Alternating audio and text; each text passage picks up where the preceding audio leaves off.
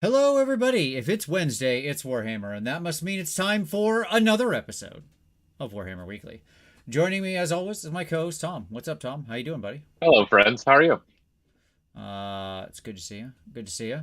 We're It going feels to like it's talk. been a while. Has this been a eh, while? Yeah, weird. It feels like it's been a while. Yeah, I wonder, Tom, as you've been missing, and poor Tyler has had to be here to pick up the slack. Fortunately, one co-host on this show is working. But hit like if you're happy for Tom's return. Hit like if you're not happy for Tom's return. I'll know the difference. At any rate, we're gonna talk about what makes you love an army tonight, and we're gonna bring some science to this. It's like a continuation of last week's show, sort of. We'll see. We'll see. We're gonna do some waiting from Tom and I and the chat here and discuss this. Okay, but first off, the news. Yes, we do the news Mm-hmm. regularly, Sure. and Every every time show. for 10 years almost. Oh no, it's not 10 years. I mean, we're like eight and a half. Uh, Next year will be our 10th anniversary. no, it won't. No, it won't. It'll only be nine. It was 2015. It was the winter before AOS launched that the show started. Hmm. All right, so 9 years. We've been doing this for 9 years. Yes. So it's still been 9 years. Oh man, I can't believe that. Um, regardless, let's talk about the rumor engine because that's That's something up. that's fairly reliable. It is up. It is a thing. It's a little hand holding a stick with two skulls. I don't know what to think about this because I'm gonna be honest. It looks kind of bad. Like bad as in it's a bad sculpt, or bad as Yes, in it's okay, a bad sculpt. But the thing that occurs to me is it looks like it's really small. yeah, Okay. yep. Like it's in a weird smaller scale, so I do not know what to make of this. I mean, Uh, clearly it's some type of goblin thing, like or other small creature, like right. Assumingly, I mean, or a smaller scale thing. I don't know. Like it's the fingers look So weird. Like you see what I'm talking about. Look at the paint in yep, between the fingers. Look at the scaling on the edge highlighting on the on the straps. straps, yeah. Right. No, I mean that is definitely a hand at the bottom. Sure. Sure. Um, what's fascinating to me is that the lighting is on the left side. Like if Okay. you tilt your head, you can see the lighting along the bottom edge. And so maybe it's because that flares out. But like for me, let me say it this way. I would normally want to rotate the image right. Like that's probably the I don't think so. I think appropriate, you're just looking at the paint.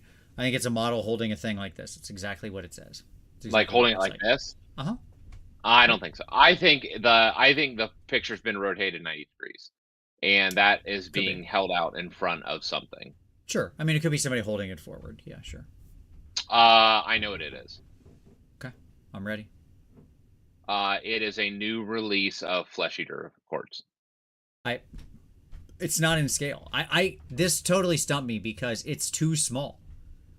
No, but here's the deal. Like the ghouls are small. They're small little hunched creatures.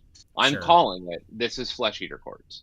And Okay. this is probably your new ghoul sculpt. I think the hand looks too not messed up as a hand for a ghoul hand, but okay. Well, again, they think they're knights, and so they're carrying royal weaponry. I'm I calling it, get it. man.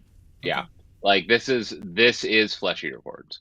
Okay. Um, I think it's an yeah. old world thing because it's in old world bad scale. Like it's a little savage halfling. No, it's a ghoul. Now the question is whether um as Mike is saying in the chat, is it a halfling ghoul? That's the real question here.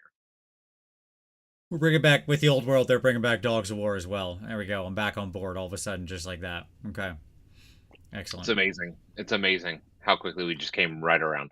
Yep, yep. Well, I'm back on board. All right, cool. Yeah, it's I don't know. It's a very strange thing, and it's a very bad sculpt, and it's not. painted super great either. Not that it ever looks. Not that I always lament for poor painters who have to have their work zoomed in onto this level. Yeah, it does almost feel like Noblar sized. Wary. Yeah, I agree. I can see that. I could see Yeah. that. Yeah. Okay. So that's what I got for FAQs. that. Yeah, so the FAQ is the next one. Yes. Yes. All right, let's bring up some FAQs Too here. big. The scale is too big for 10 millimeter. Yeah, it feels like I don't know. It's strange. It feels like just a small thing, not like 6 millimeter, 10 millimeter, but a small thing. Yeah, like a 20 mil base, 25 mil like small thing. Okay, so FEC. There's really two FAQs of note that came out today. The first one being the Flesh Eater Quartz, the second one being the GHB Primal Magic stuff. Okay. Speaking of Flesh Eater Quartz. Yep. So what do we got here? All right, we got some nerfs. That's what we got. I mean, straight up. Morgaunt Grand Court Heaving Masses. Change to you can use this command ability at the end of your movement phase. If you do so, pick one friendly hero to issue the command and pick one friendly serfs unit that has been destroyed. Then roll a die on a 4+. A new replacement unit with half the models from that unit that was destroyed rounding up is added to your army. Set up the new unit wholly within 6 inches of the edge of the battlefield and more than 9 from all enemy models. Each destroyed unit can be replaced only once. Replacement units cannot themselves be replaced. Okay. So, Tom, what do you think about this overall? Like, I mean, it had to happen, right? Yes. Like, it couldn't stay as it was. So the way it was, just for the audience, I actually pulled up the text. I wanted to read the exact, I knew generally what it did, but I wanted to read the exact text. Okay, the way it used to work is this. You can use this command ability when a friendly Morgaunt Serfs unit is destroyed. If you do so, roll a dice. On a 4+, a new unit identical to the one that was destroyed is added to your army. Set up the new unit wholly within 6 of the edge of the battlefield and more than 9 from enemy models. So basically, this one, right, meant that, or this one is now keyed to the end of your movement phase. You get to call back a unit, and it's at half strength, right? So it's got a timing change, and it's got the standard come back at half strength thing. The old one could just happen any time in response. Now, of course, you still had limitations on sort of issuing and stuff like that. I would also, so like you could be using it multiple times theoretically per round. Yeah. I mean, if your units were destroyed in different phases, of course. Or right. So, very big change. I mean, obviously this was sort of this older style of way this is working in the original command ability. This thing out of the old book. My honest answer is one of the biggest challenges, and I feel bad for Flesh Eater Quartz players for getting nerfed, but at the same time, they had to see this nerf coming. Like, I can't believe anybody is surprised by this. The disservice that was done to Flesh Eater Quartz players here is not being able to get their book out fast enough. That's the problem. Yeah. They just should have a new book right now. We shouldn't be dealing with their ancient book and the weird mishmash of rules and that kind of crap. Like, that's the problem. This is simply a product. This is a casualty. Let me say it that way. This is a casualty of not having a new book. Yeah, agreed. So that's how that works now. And then let's scroll on down here because we got a couple other ones. So the Abhorrent Archregent summon Imperial Guard changed to yada yada yada Crypt Ghouls, not the Warcry band. Yes. Yeah. Right. I mean, that's the change here. That it's a great idea. Mm-hmm. Yeah. Oh, by the way, LNRD says, I think the only replacement rule that still has the old instant speed now is the Master Molder command. No, there are two. There is that, but there's also Call for Aid out of the Stormcast. Both can bring that back at sort of instant speed. And Skaven is basically a 2.75 book that they didn't bother to update completely because it's too much work and nobody in the studio, I think, plays Skaven. That checks out. Or at least they didn't at the time that book was written. I have no idea. They've changed over a lot of people. And Stormcast was like the first book of 3.0, so they were still in a 2.0 mindset when they were writing most of that. So, but yes, you're right. They've jettisoned most of the rest of that. As well they should. Like it's just it shouldn't be the trigger. Mm-hmm. Okay. And then of course the Abhorrent Ghoul King, Summon Men at Arms, blah blah blah, same thing. Crypt Ghouls, and then Crypt Ghouls, Crypt Flayers, and Crypt Horrors. Just that we got the official word. Yes, of course you're supposed to use these new War Scrolls that we published. They're the correct War Scrolls. Use these, and we've already reviewed them previously. We've looked at them. They are certainly a significant upgrade over their old versions for the most part. Yeah. So and they're down here in the document. I mean, like I said, we talked about them before. So okay. Yep. Cool. I mean, look, nobody likes a pre-book nerf because something went sideways. GW shouldn't have ever printed, like, if those guys were going to be serfs, they should have made this change initially. Like, if they wanted the Warcry Warband to be serfs, because they are, right? Because that's what they sort of categorically are, and they don't just want to play with keywords, like that is the appropriate keyword, then they should have just published a change at the same time saying, like, we never intended this to work with this other thing. So yeah. So like that's it's not as though they're blame free in all this. They should have absolutely addressed this like right away. I don't like when these things come out like this, are clearly bent and causing a sort of misalignment, and then you've got to go back and fix it. We're not dealing with like a monthly Magic banning here in an eternal format, because you got to try to balance every new card you print against 30,000 cards, right? Like the known book that this is going to work, like the book this is going to work with is a very restricted known quantity, right? So we should have stuff like this in mind. So yeah, okay. I mean, I would point out that almost every Warcry warband that has been bent, because they'll accidentally be bent, always gets reined in or clarified or restricted in some way, because otherwise they just get ridiculously spammed, and that's just not what they want. So, like, here's a good lesson, just in general, as a consumer. If a new Warcry warband comes out, and it seems like it's bent sideways and really, really good, maybe hold off. Don't go buy, like, 10 of them. Contain your urges. See what's going to happen there. Just a thought.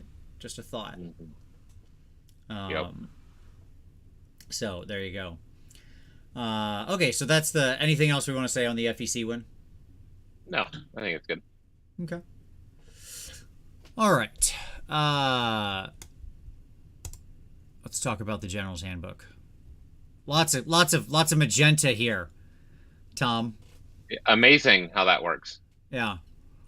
It's a great question, Dougie Fresh. Are Splintered Fang the exception? I don't know what to think of Splintered Fang, because I do still think they're bent, and they haven't really been adjusted. Their points moved around, but I don't know. I don't know what to think of that. Anyways, I also don't see them a lot. Like, not a lot of people play them, so it's hard to say. Could just be the production meta and painting a lot of snake people. I would feel a lot better if this was mostly just Q&A.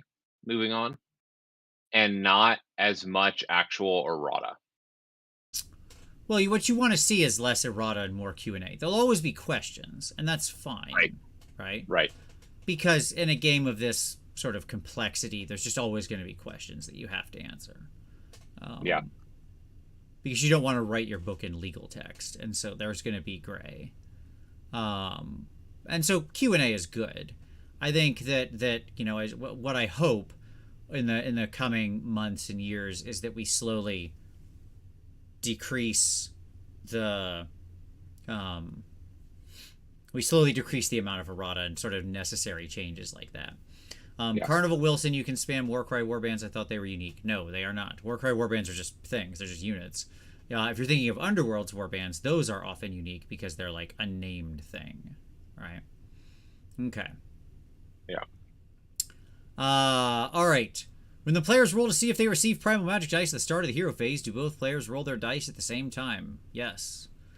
This is meaningful for various and sundry reasons of like all sorts of wacky stuff. But yes, you just both do it. Okay. Is a primal miscast the same as a miscast? No, a primal miscast occurs instead of a miscast. If an ability has an effect that triggers when a spell is miscast, for example, the Skull alters Witchbane ability, the effect does not apply. This answer surprised me. I Yeah. just assumed we were going to have it all apply. Like, yeah, it's just a Like super miscast, so it, still do everything you would normally do. it is keyworded miscast, right? Right. Right. Like it has miscast in the title. I understand why they chose to do what they did. But I think that it is not intuitive. I agree. Did you miscast? Yes, but it's a different kind of miscast. I hate that kind of crap. Like, just no, it all stacks on. It's a miscast.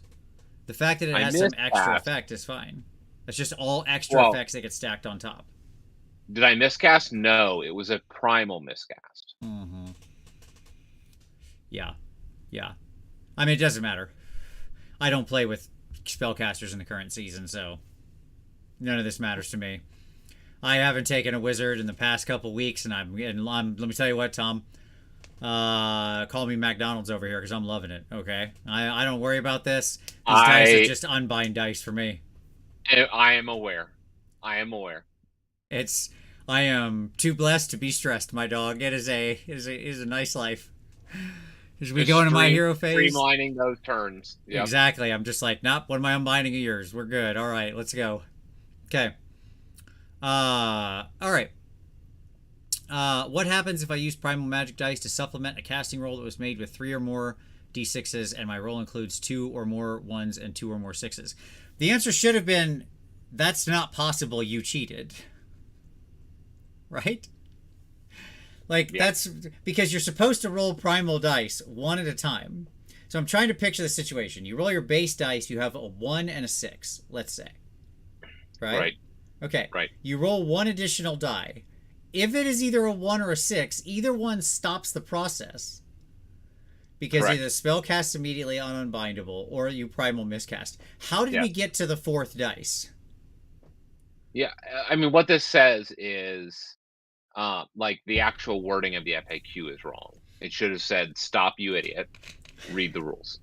I mean, to be fair, people often don't play it the right way, so I get this answer. Like, this is a fair answer to put in, but this is just people not playing the game in the way that the rules actually said, right? Yeah. And so, like, they have to account for when people just go, okay, I'm going to use these extra 2 primal dice and roll them, and then get that, right? Yeah. Um,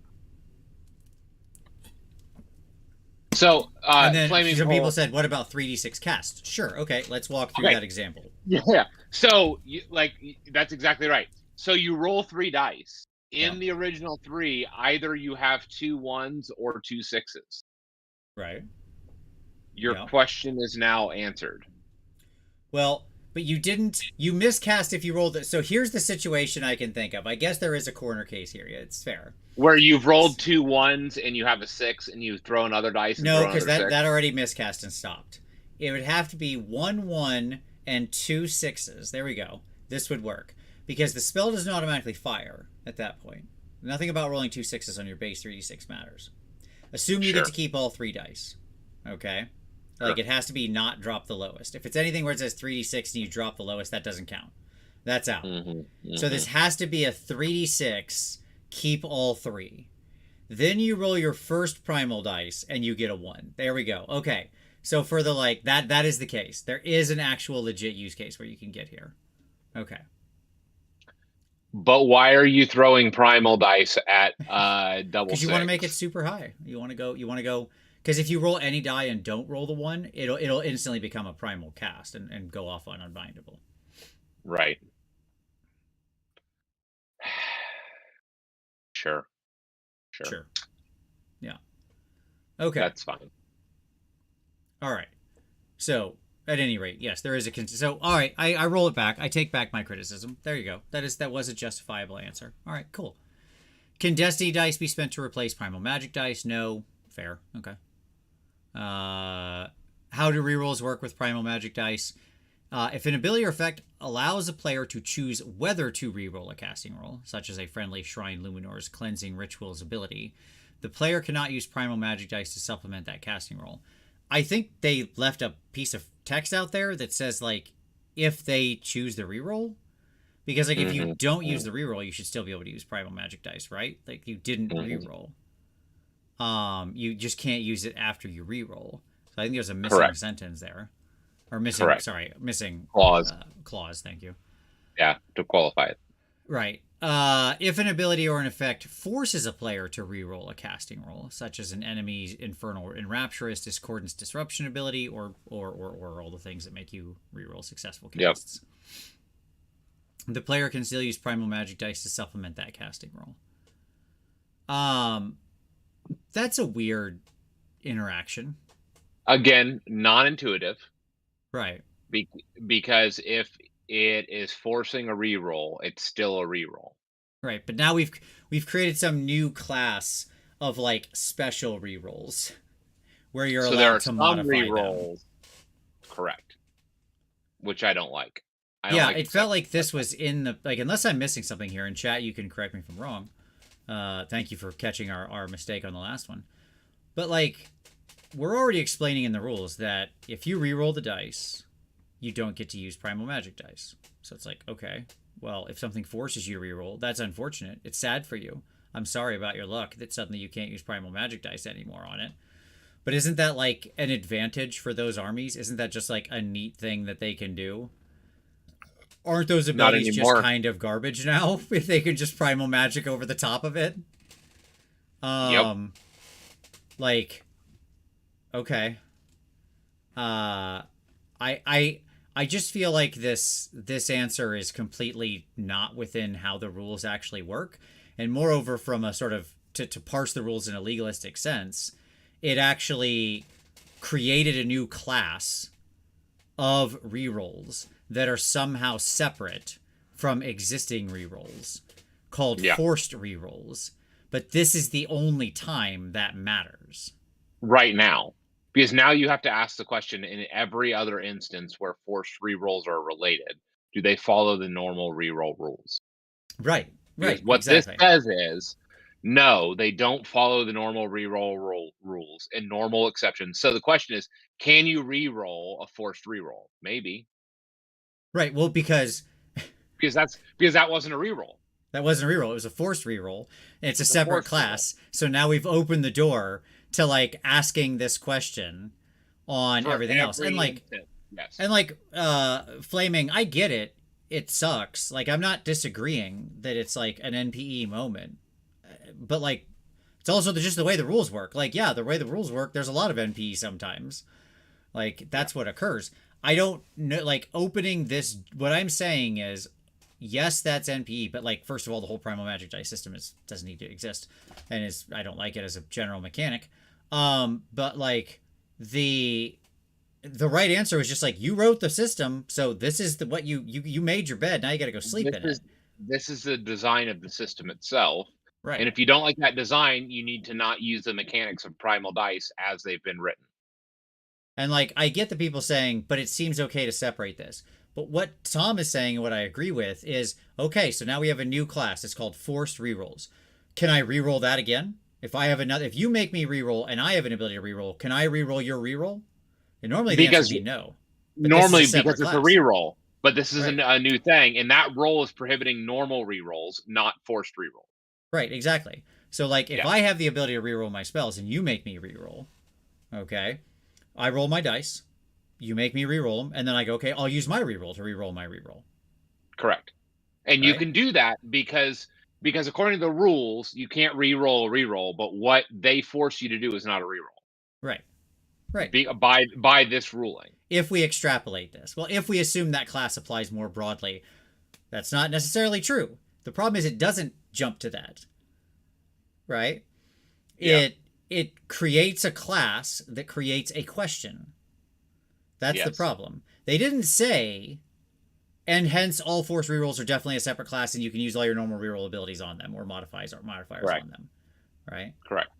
Correct. They said this thing is different in this case in a way that isn't aligned with the normal base rules, which then opens the door to say, okay, what about every other place where that might occur?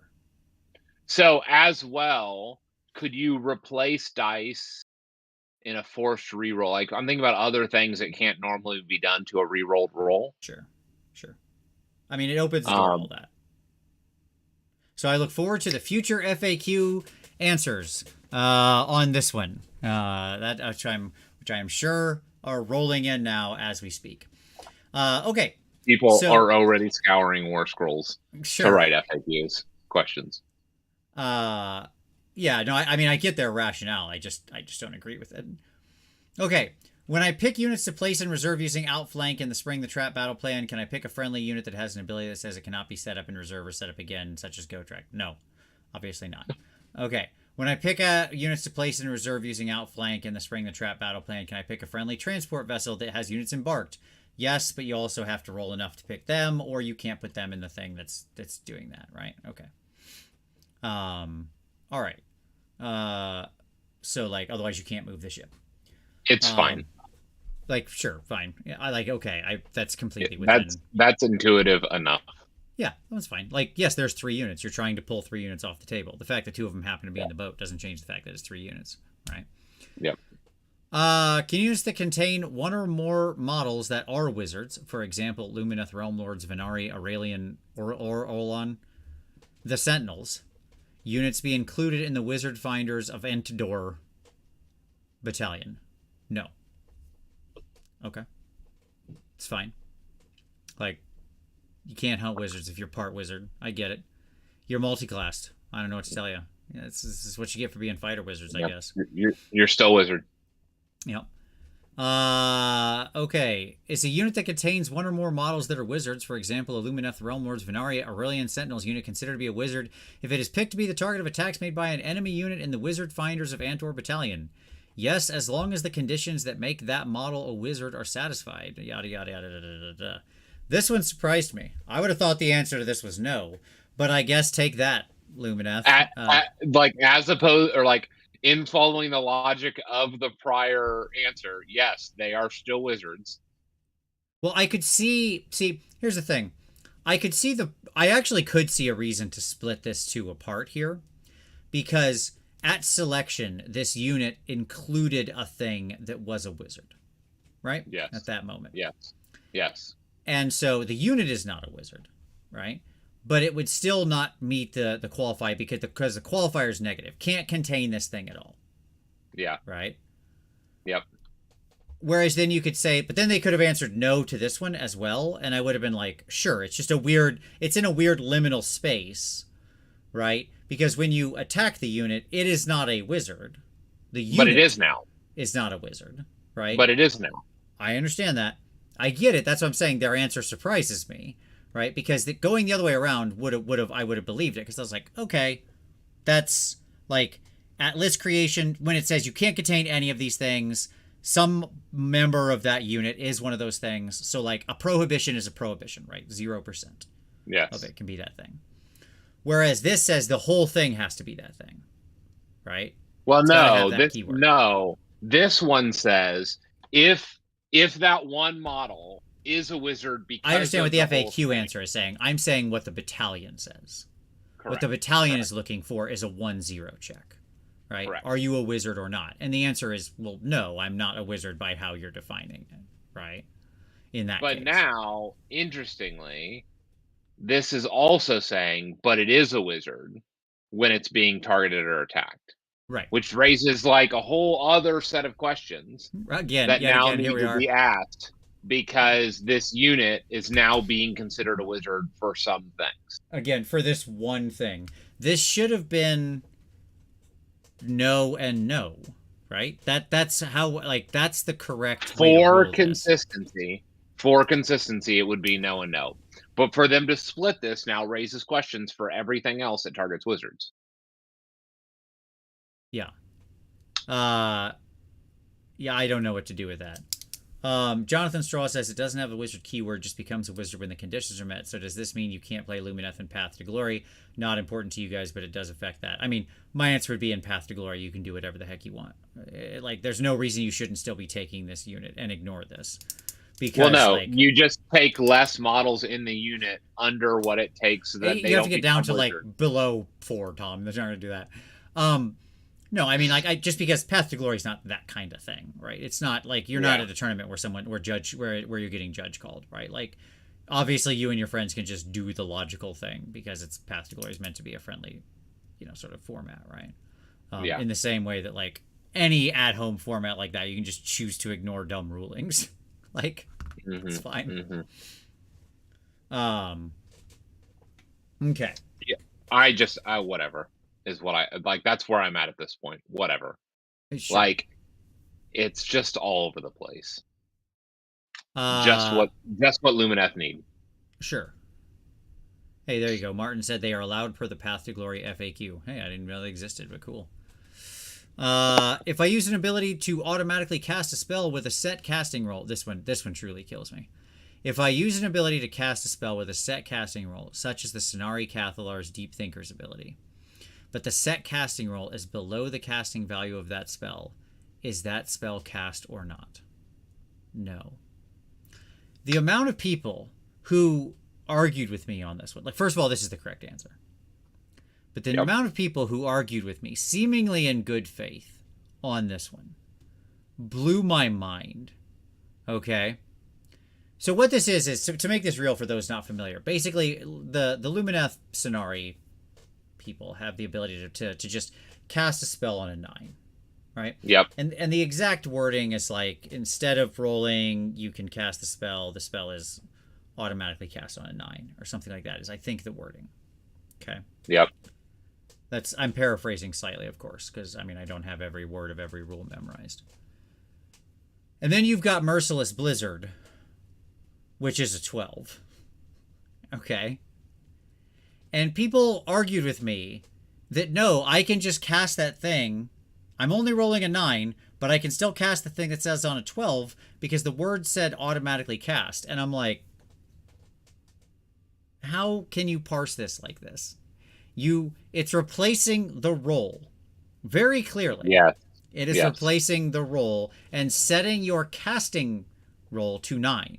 There is an indelicate verbiage in the base rules here on what it means. Like, you both are casting the thing and the thing is cast, right? It's using the way in sort of both ways. And so I agree that there is like an indelicate use of vernacular here, but come on. 9 isn't equal to 12. Like, I wish they had been more snarky. I wish they had said, no, 9 is less than 12. Like, they should have done that. Real missed opportunity here. What we need is the company, like, social media Twitter presence for, like, Wendy's or some of those other companies that have those, like, just super snark, just on tap, writing these FAQs. Yeah. Where's the what was the Azier Weekly or whatever? Where's Azier Weekly with the breaking news? High Lord Sigmar, it says 9 is actually less than 12. Where's that news story? Where's that? Yeah, exactly. All right. If a priest has the hand-carved nullstone icon, how many spells or endless spells can it attempt to unbind or dispel in the enemy hero phase? 1. If that attempt is successful, that unit can attempt to unbind another spell or dispel another spell, and so on until the attempt fails. Yep, that's fine. Okay. If my general has the Shaman of the Chilled Lands, do I still get to pick a spell? Yes. Okay, cool. And then Spring the Trap, we fixed that as we knew it would be to D3 friendly units. Like, obviously, we all knew that was going to be the case.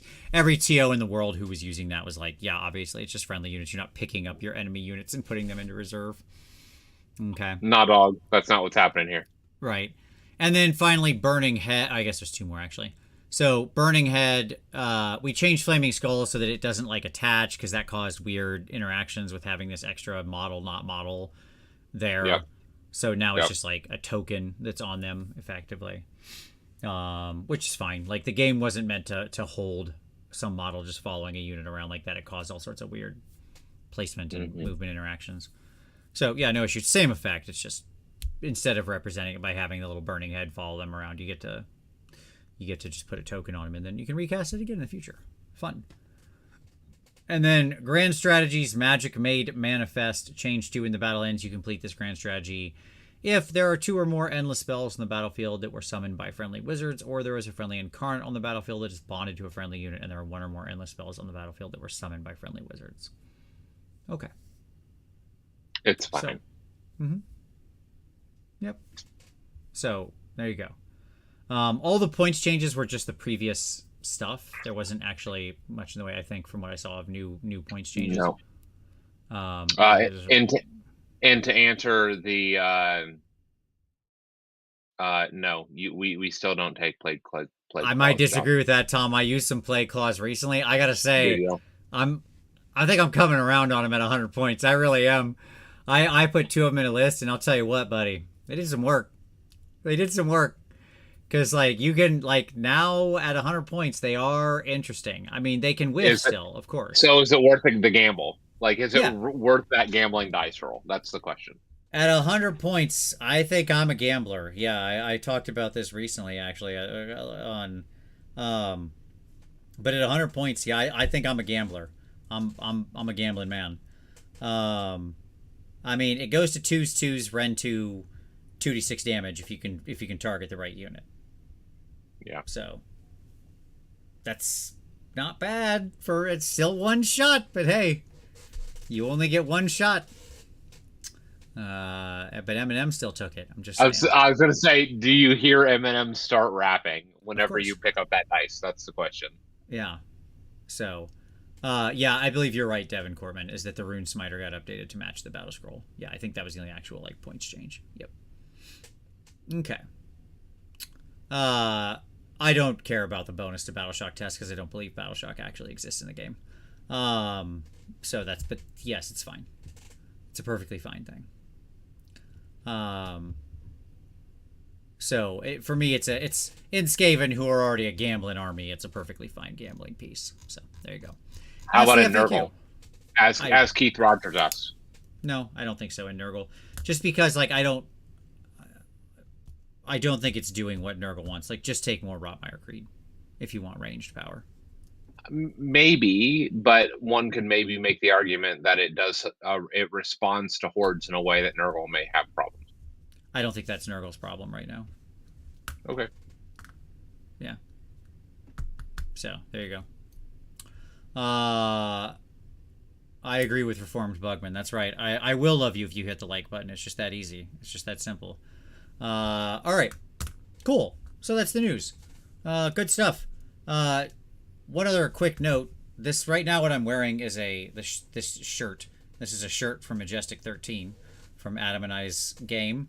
And I believe we're going to have the merch store coming up sometime next week. So watch myself and Adam on Twitter because we'll be sharing whenever that's up and ready to go. And we'll have shirts you can buy and rep your individual team if you want. So, for example, this very awesome Section 6 t-shirt that I have. But there are other ones. So there you go. Okay, cool. Let's move on to some pick of the week. Pick of the week. Tom, what do you want to share with everybody? What do you got? Man, it's hard for me not to. It's a little bit old. Like, so, one channel, multiple videos. Okay. I'll mention the relevant one, which I think you guys have mentioned, but I'll mention it anyways. Is Hey Whoa, always bringing the wonderful commentary, particularly on the leaks for the cities of Sigmar. Sure. That leaked so early. Just absolutely. And just the dry engagement with the War Scrolls page by page was delightful. But I may also am warming up and prepping to start BG3 when it drops on PlayStation 5, and his playthroughs have been fire. So, again, Mr. Halo delivering as always. Sure. Keith, I don't know exactly how to define that, but yes, it's a pretty breathable cotton. This is from Fourth Wall, which is where I'm gonna be moving our merch store as well. They have really nice quality stuff. It's all made in the U.S. It's all like it's I think it might, if like there's some other places around the world, I think they do have distribution sites in other countries, but it's locally made is what I should say. And like it's really nice. I don't know. I like it. It's soft. I don't know. I don't really sweat because I'm a totally normal human. So then nothing else. Don't worry about it. Don't ask questions. All right. So, very good. My pick is for Rogue Hobbies, a fantastic person and just all around awesome human being who has a new video that answers a question I get quite a lot, which is how to photograph your minis. A thing that took me literal years to figure out how to get it to a place where I liked. Like, only in the last 6 months, I'll be completely honest, have I finally figured out how exactly to take like really high quality pictures of minis. And now finally I like the pictures I can get of my miniatures, but it took me a long time. But this video will shortcut all of that annoying process and get you straight there. So go check it out. It's linked down below. Yeah. So, because a lot of people, I mean, you painted your mini. Don't take a bad picture of it. It's the worst. I hate when people share bad pictures of their well-painted minis. It's sad. Okay. Keith said if it's comfortable in hot weather, it breathes. I don't know. Like, I don't know what hot means. I like it hot. So I'm also not a good judge there. If I walk out and it's like, 90 degrees plus or something, I'm pretty happy. That's a good day for me. Okay. So, let's talk about some hobby time. Tom, we'll go back over here to this picture while we're waiting, so it changes. Let's talk about some hobby time. Tom, what are you working on? You painting anything, or do I have two lazy co-hosts who aren't painting? I have gotten models out for Holy Wars or Holy Havoc. Does that count? Gotten models out. What does that mean? What does gotten models out mean? I'm working on getting ready. I'm setting the stage. You're running up to it? Yeah, like sometimes when you take a break, it's been a while. You need to you got to build a runway. Yeah, sure. Exactly. You need to set yourself up for success. No, Tom, that's nothing. That's nothing. It's literally nothing. Okay. So there you go. That's my answer to you. And you know better. All right. For myself, I had this model and I was just like, I want to paint this because this guy looks awesome and I want to paint some barbarian skin because I'm on a real skin tone kick recently. So I painted this guy, this super awesome barbarian dude. Look at this dude. Isn't that dude cool looking? I know he's kind of out of focus there. I'm sorry. But if I bring him back here where he's in focus, he's too small. So, yeah, but there you go. Cool little barbarian guy. This came from Anthony Polcastro, so thank you, Anthony. He 3D printed a bunch of these from a Kickstarter for me. And he's got a few too many gribblies. Standard digital design problem of somebody can zoom into like times 1,000 and then sculpt stuff with a digital tool at the pixel level. And then they don't think about how that's going to render when it actually prints out. But nonetheless, it's cool. The beautiful, smooth, negative space of the skin was totally worth it. And that was really the main fun of it. I just like painting a bunch of skin on models and experimenting. And specifically, the way I was experimenting with that model, the model was 2 different experiments on it. You'll see this in some future videos at some point way in the future when I get them edited. But I was specifically experimenting with these 2, which are the 2 new signature sets from Pro Acryl. This is Ben Kometz and Matt Sex Wishes set, which complement, of course, the... There you go. Original signature sets from myself and Ninjon. So now there's a whole nice little 4-pack. And I really liked all 4 of these sets together. You can still get our signature set and now these new ones to it. Check them out on Monument's site. Not sponsored content, just like the stuff. And obviously I'm always happy to have somebody buy something that I made, so that's cool. But then also I've been experimenting with a little for toning the skin with these guys, This is Speed Paint 2.0. So I've been using some Speed Paint 2.0 on the skin. And you're absolutely right, Scry11. I do love buff shirtless dudes. There is no two ways about that. That is exactly correct. One of my favorite things to paint. I need to reflect the voice of the community. Uh-huh. They want to know, when is your Fire Slayer army happening? It's like Never. that entire army was sculpted for you, Vince. It was It's really sculpted not. for you. It's really not, because those little dwarves are just not at all interesting. It was made for you, or you could do a corn army. Like that would be the other. No, the right answer is ogres, and that's why I've already painted an ogre army, because ogres are actually have fun musculature to paint. They have interesting shapes and curves and things like that. Ogres have really fun little things. Hence Larry the Ogre. That's why he's always around, because I always enjoy painting ogres. They're big. They're good. Not small and annoying like Fire Slayers. Hard pass. Okay. Hey, I'm just saying. Don't knock it till you try it. Okay. Yeah, exactly. My love for buff shirtless dudes is countered by the diapers. Yes, exactly. Exactly. Also, notice this guy's wearing boots, which is correct. Like, you gotta wear boots. That's just, you don't walk around in a wasteland without your boots on. All right. So, let's move on, Tom. Shall we? To our main topic of the night, which is what makes you love an army. So tonight, Tom and I, we're going to talk about what makes you fall in love with an army. Really, really love an army. What makes them your favorite? So last week, we talked about this sort of like scoring system for trying to determine the best army, right? And like using the power of a bunch of subjective evaluations to get to an overall sense of truth, right? Sort of employing the law of large numbers or something like that. Richard, is the public allowed into Holy Havoc, or is it just for competitors? No, people stop by all the time. So you can just stop by the hotel, say hi to everybody. Yeah, sure. Okay. I'll tell Adam Spencer. And that's all fine. But here's the problem I realized, Tom, as we were going through that. I realized this as I scored my own armies. I'm sure you didn't watch last week's show. Okay. That is quite the assumption. Am I correct? You are. Okay. So, it's fine.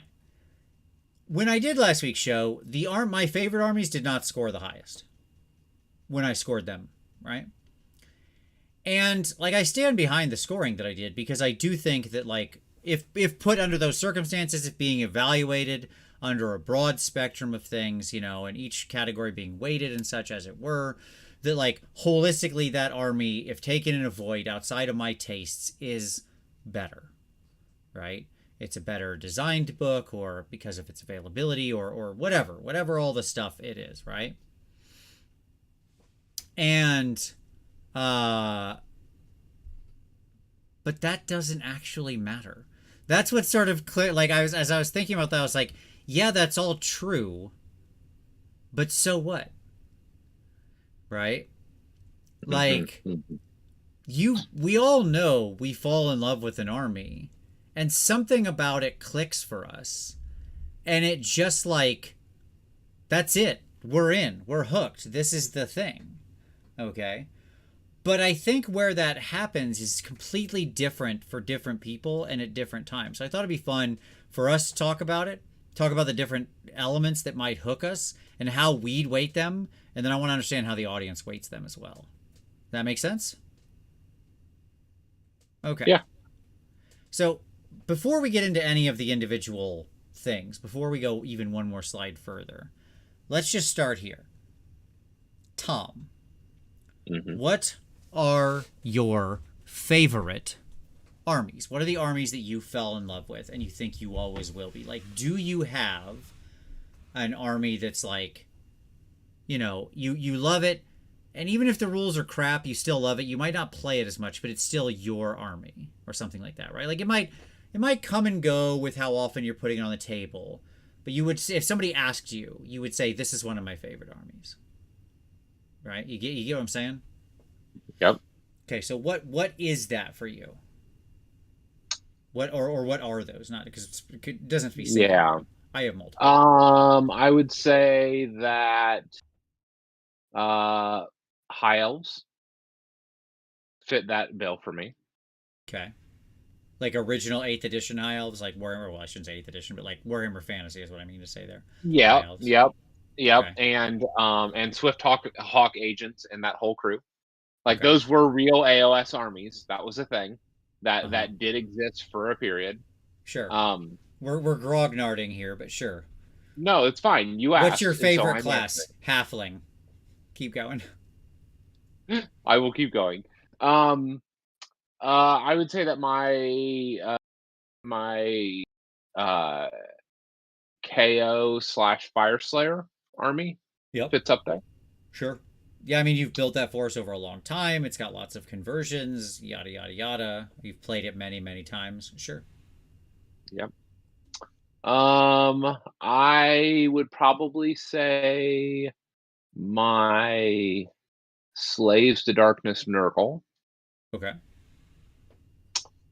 And But that's a specific thing. You mean like that line. Not all of S2D, not all of Nurgle. That correct, line cut through the middle. Okay. correct. Interesting. Yep, Okay. yep. Um, and yeah, I mean that's what I would say. There are others that stand out, obviously. Like I think about my Daughters of Cain or some of those other stuff, but Mm-hmm. those really stand out to me. And the reason, well, yeah, like I recognize that my logic isn't gonna be what motivates a lot of people. Like, Okay. and I love my night haunt too, to be very clear. Um, but what motivates me just isn't what it's going to be for most people, and I understand that. Okay. All right. As we're going, chat, we're going to play along here. So everybody who's in the chat, throw up one army. What is your favorite army? What's the army you love? I'm just curious to see the readout from the people watching. Type it in there. Hit it in the comments. Or, like if you're watching later, drop a comment of what your favorite army is. I'm curious as to what is the actual favorite. This is completely non-scientific. This is just because I want to bounce off it and see kind of what pops up a lot. Now, for me, the answer is pretty straightforward. Okay, and it's actually at like 3 different time periods. Skaven or Slanesh? Well, 3 different time periods. Okay. So, and I'm just watching the results roll in over here. Yeah, good, a lot of corn coming up right there immediately. Um, okay. Oh, nice. Skaven because of Total War. All right. All right. It's good. A lot of Stormcast fans. Okay. Okay. Michael Holm being an old schooler like you saying Empire. Okay. Very nice. Okay. Very nice. All right. For me, let's look at the three. Let's look at 3 time periods. So we have initial starting Warhammer. Yep, yep. That's Skaven, and they've been with me ever since, right? Then we have the next phase where we were getting together and playing all our long campaigns. So I made a new army for a campaign, and that was Slanesh, right? That's what got me into Slanesh. When we around the mid 2000s, when we started doing a weekly campaign game, like the original General's Compendium or whatever it was called, campaign game, whatever that was, the map game. I wanted to build a new army for that, so I made Slanesh. Uh, uh, Something pass. That it was a dwarven book, right? Or no, Mm, blood. no, it was like the General's Compendium or something. Like that's what the Was book was it? called. Okay. It had the map in it. Yeah. So then I fell in love with Slanesh, and I've had that ever to this day, and I was hooked in, right? And then Tomb Kings. And then no, like I like my Tube Kings, I do, but I wouldn't call them my army. Just I don't know, they've fallen away. They've fallen away, which is strange to think of with an army I have 13,000 points of, right? No, the third one is Ironjaws, and so that's the modern AOS age. I can't explain why I love that dumb army so much, but I really do. I mean, I told you you would. Yeah, it's strange because I'm not I wasn't traditionally a destruction player, didn't really get into much of it, and yet something about Iron Jaws just clicks with me. Maybe it's just like the raw brutality of it, the simplicity, the fact that it is very much like it's a very playing Iron Jaws. Ironically, when you're really in the mix, it's like playing a well coordinated ballet. The way all your pieces are moving around the board, like exactly where you want them in this sort of strange circular pirouette as you're crisscrossing and moving things into place and charging and getting them how you want. It's not actually a blunt force army. I've never played it like an Alpha Strike army. I just like things with a lot of mobility, right? Well, it's actually one of the I would argue it's one of the best designed armies in early AOS. Sure. Because no matter what unit you had, everybody had a purpose and a Mm-hmm. function in the army. And so everything has a clearly delineated role, and it does that role well. And I think you feel that design when you play it. Yeah. Yeah. Looking back at the responses, like at the people who put in the responses, you see a lot of like Stormcast, Soulblight, Slaves to Darkness, Nurgle Corn, like that pops up a lot. Good amount of gits as well. And I think those things all resonate. So it'll be interesting to hear like as we get into the various reasons why, right? And for me, like if I had to, it'll be interesting because I want to sort of disambiguate why those three are what I like. Because I mean, I have like 20 armies, right? Yeah. And I played all of them. I have a daughter's army that's beautiful, and I'm not trying to like toot my own horn on the painting. I just mean like I put a lot of work into it. I think it looks very nice. But I really don't. I don't know. It just doesn't like it didn't stick with me. It didn't resonate over time. Whereas Skaven, for 25 years now, I've gone back to them, to that well, time and time and time and time and time again. Like, think of how many rule sets I've played that under, right? Yeah. Like, effectively a 5th, 6th, 7th, 8th, and then all three AOS versions. I have played Skaven, right? And, like, obviously there's little micro sort of changes in there and stuff, right? Like different generals handbooks and stuff like that that wildly change things around. And I it's the same with Slaanesh. It's the same with like I still play my Slaanesh army even though it drives me crazy. Like I hammer that square peg into that round hole like really hard because I refuse to play the way that the book tells me I should play, and I keep playing the way I want to play. And Iron Jaws have gone up and down in like their sort of overall quality or win rate, bounce all over the board. But I never have a bad time playing them. It's always a fun time. Okay. So, yeah, with the same plague priest. Yes, that is true. That's you say that as a joke. That is not a joke. I have had the same plague priest. This is one of them. So I sold off my entire Skaven army except for 2 units and remade the whole army at some point in time. And the 2 units I kept were my original plague priest, that Lord Skrulk, and my unit of plague monks, my metal plague monks, because they were the first unit I ever finished. Like a unit that I finished. Like I painted 25 models and I was like, I did a whole unit. I did the thing, right? Way back in the day. And yes, I have played with literally that same plague priest for 25 years. He's been with me. That guy. So, not a joke. Absolutely true. Okay. Let's get into let's talk about let's get into these dimensions, Tom. So, all right. Let's start with the big 3. To me, when we're talking about what makes us love an army, 3 things above all else. Okay? Okay. By the way, if you're excited, hey, now's the perfect time to hit that like button for your favorite army. That's right. Okay. Hit the button. Click things. Make dings. It's fun.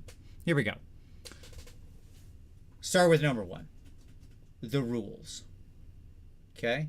And I've got this thing here down that says weighting. We're going to give it a weighting. All right? Of what we think. The way we're going to weight this is that everything has a weighting between 1 and 5. They're not mutually exclusive. So you can have multiple 5s. You can have multiple 1s. Okay? And it's how important we think it is to being able to fall in love with an army. You and I can have different answers. All right. But that's how we're gonna do this. Just a simple 1 through 5. That's the end of this. All right. So the rules, and here I've got a picture of the cycle of corruption.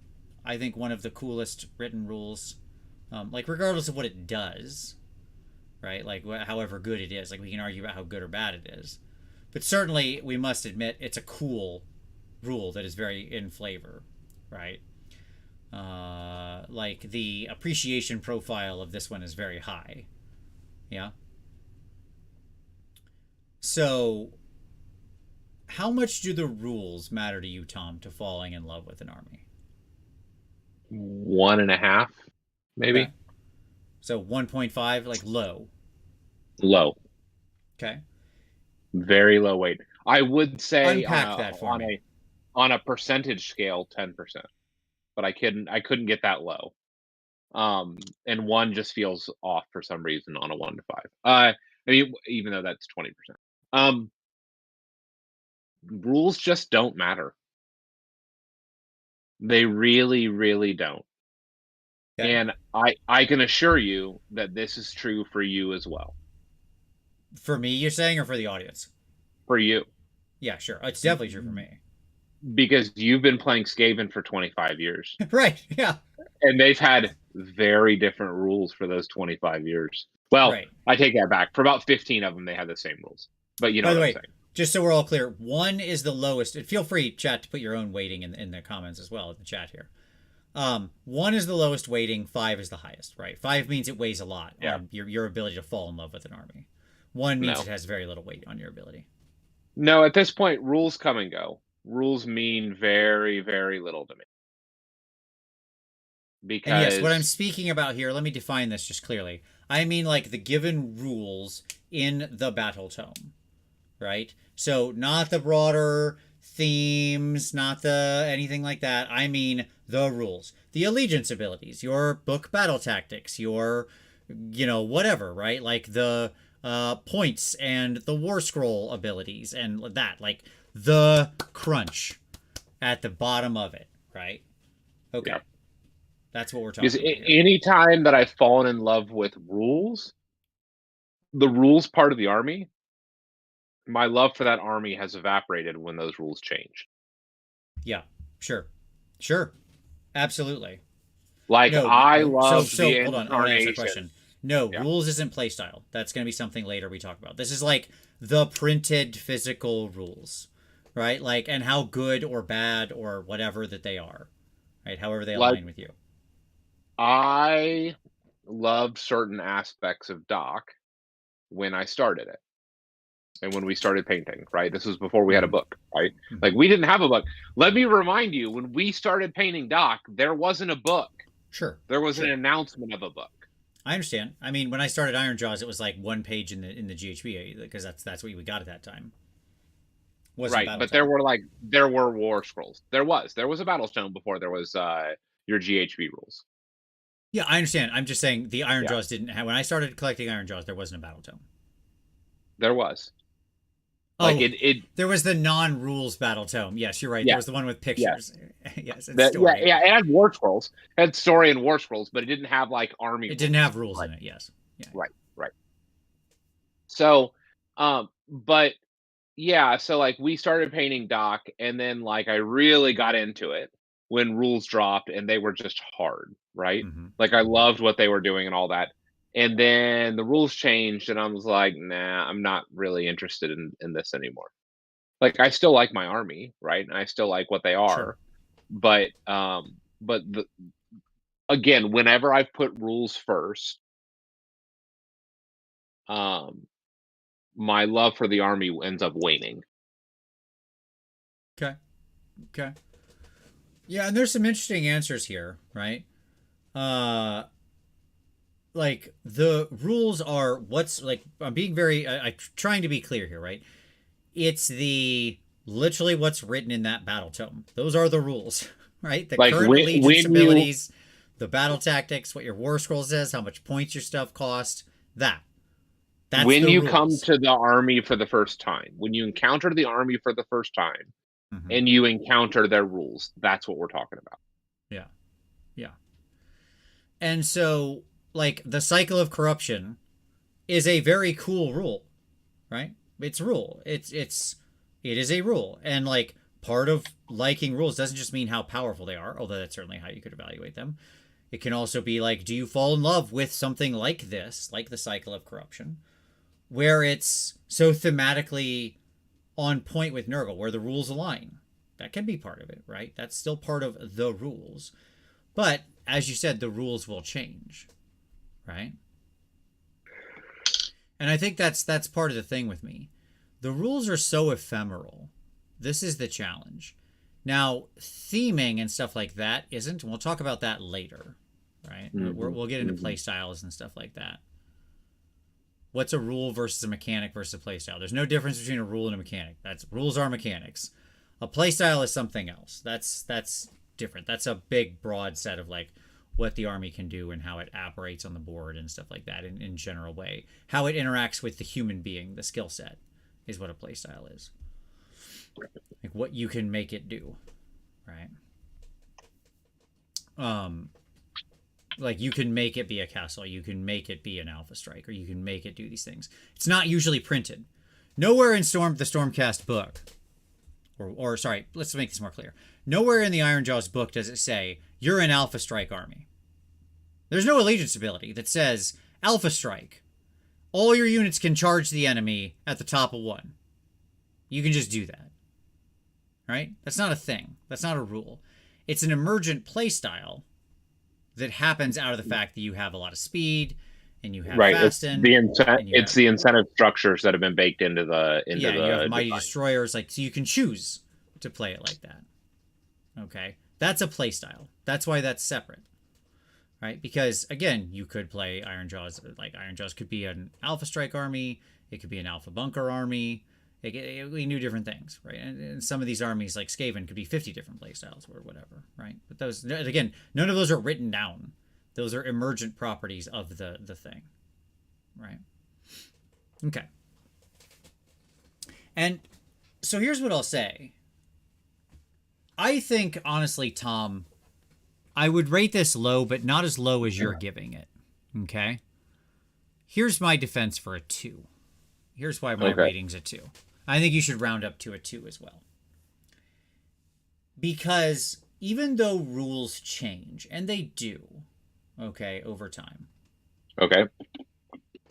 When some rules are really good, are really on point, are really that thing that captures the je ne sais quoi of the army, they tend to stick around basically forever. Right? Like, unless we leave AOS and go to some new thing completely, like edition to edition, it tends to be, there's some core identity that the rules still capture. There might be variances in exactly how it works or when it works, but it sticks. When they nail it on the head, it sticks.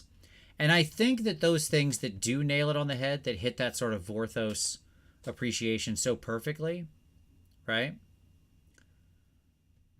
I think those are impactful to you falling in love with an army overall. So what I mean by this is like Stormcast teleportation, like Scions. Okay? Like, as long as there are Stormcast, they will have some kind of ability to come down from the heavens and lightning strike. Because it just is Stormcast. It's the way we were introduced to them. Right? It is their thing. They ride the lightning. Right? That's a rule. That is an actual rule printed in the book. And it has been printed in every version. And it has different applicability and value and stuff like that. But it's always a rule. Okay? Khorne Blood Tithe. Same thing. Right? It's so perfect. It's so exactly Khorne. It showed up basically from the beginning. And it's stuck around all the time and will forever. Because, like, it's one of those things that just has, like, a 90% of players think it's good. Yeah? And it's become so endemic to the Force itself that it is one of those things that you can fall in love with and rely on. That's what I would say. Like, sure, maybe 10 years from now or 20 years from now, AOS goes away and we get whatever the next phase of this is, right? Like, well, fantasy and then AOS and then some new thing. The wheel goes around again. Maybe then it changes, but that's a lifetime. Like if a rule lasts a generation, that's good enough.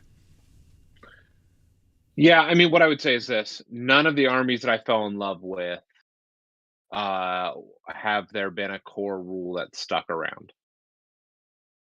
Yeah, I don't think every army has these, but I think there are like some armies switch around a lot, right? Like look at Slanesh; they still haven't cracked the code on it, right? You're right. We've tried to figure out what depravity is and what the locusts are and all this stuff, and what everything changes every time because it just keeps being bad because no one just gets the simplicity of hedonism. They're all British people; they don't understand hedonism. Okay, it's a misalignment. They're the wrong type of people to write a book about hedonism. Hand it over to me. I got you. Okay. Now, the thing about that is though, some armies you're right. They move around. But for many armies they have hit it. Destiny dice. In Sure. Siege. I am not gonna refute that some armies have done that. Yeah. I rate it as low as I do because that simply has not been the case for me. That's fair enough. Can I get you up to a 2? If we're thinking general rating, can I get you up to a 2?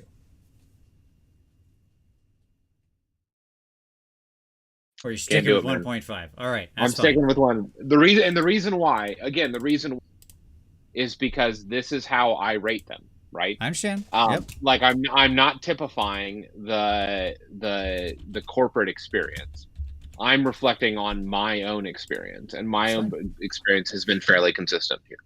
All right, fair enough. Like again, I would have probably rated it lower if 1 wasn't a feel bad for me to rate something a 1. Sure, I understand. I get it. So I think there is something here to this. Like I think it's easy to say, well, rules change all the time, so hence they're not of very much value. I think that is a potential read and a reason you don't want to over fall in love with any particular like war scroll or ability. Like, oh, I love that Gardas projects a 5-inch ward's bubble around him. Well, like, okay, he does now, but next book he might do something completely different, right? He or probably whatever. won't. Yes. Right. You know, but like the Eye of the Gods or Blood Tithe or Destiny Dice or Nurgle Cycle of Corruption. Or right, like, yep. Yes, I know, Keith. I hate the 0.5. It's nonsense, but I can't get Tom off of it, so we're gonna let him do it. This is technically supposed to be a 1, 2, 3, 4, 5 rating, but Tom's cheating already. 1. Fair Put enough. it a 1 then. We'll move you down to a 1. There it is. All right.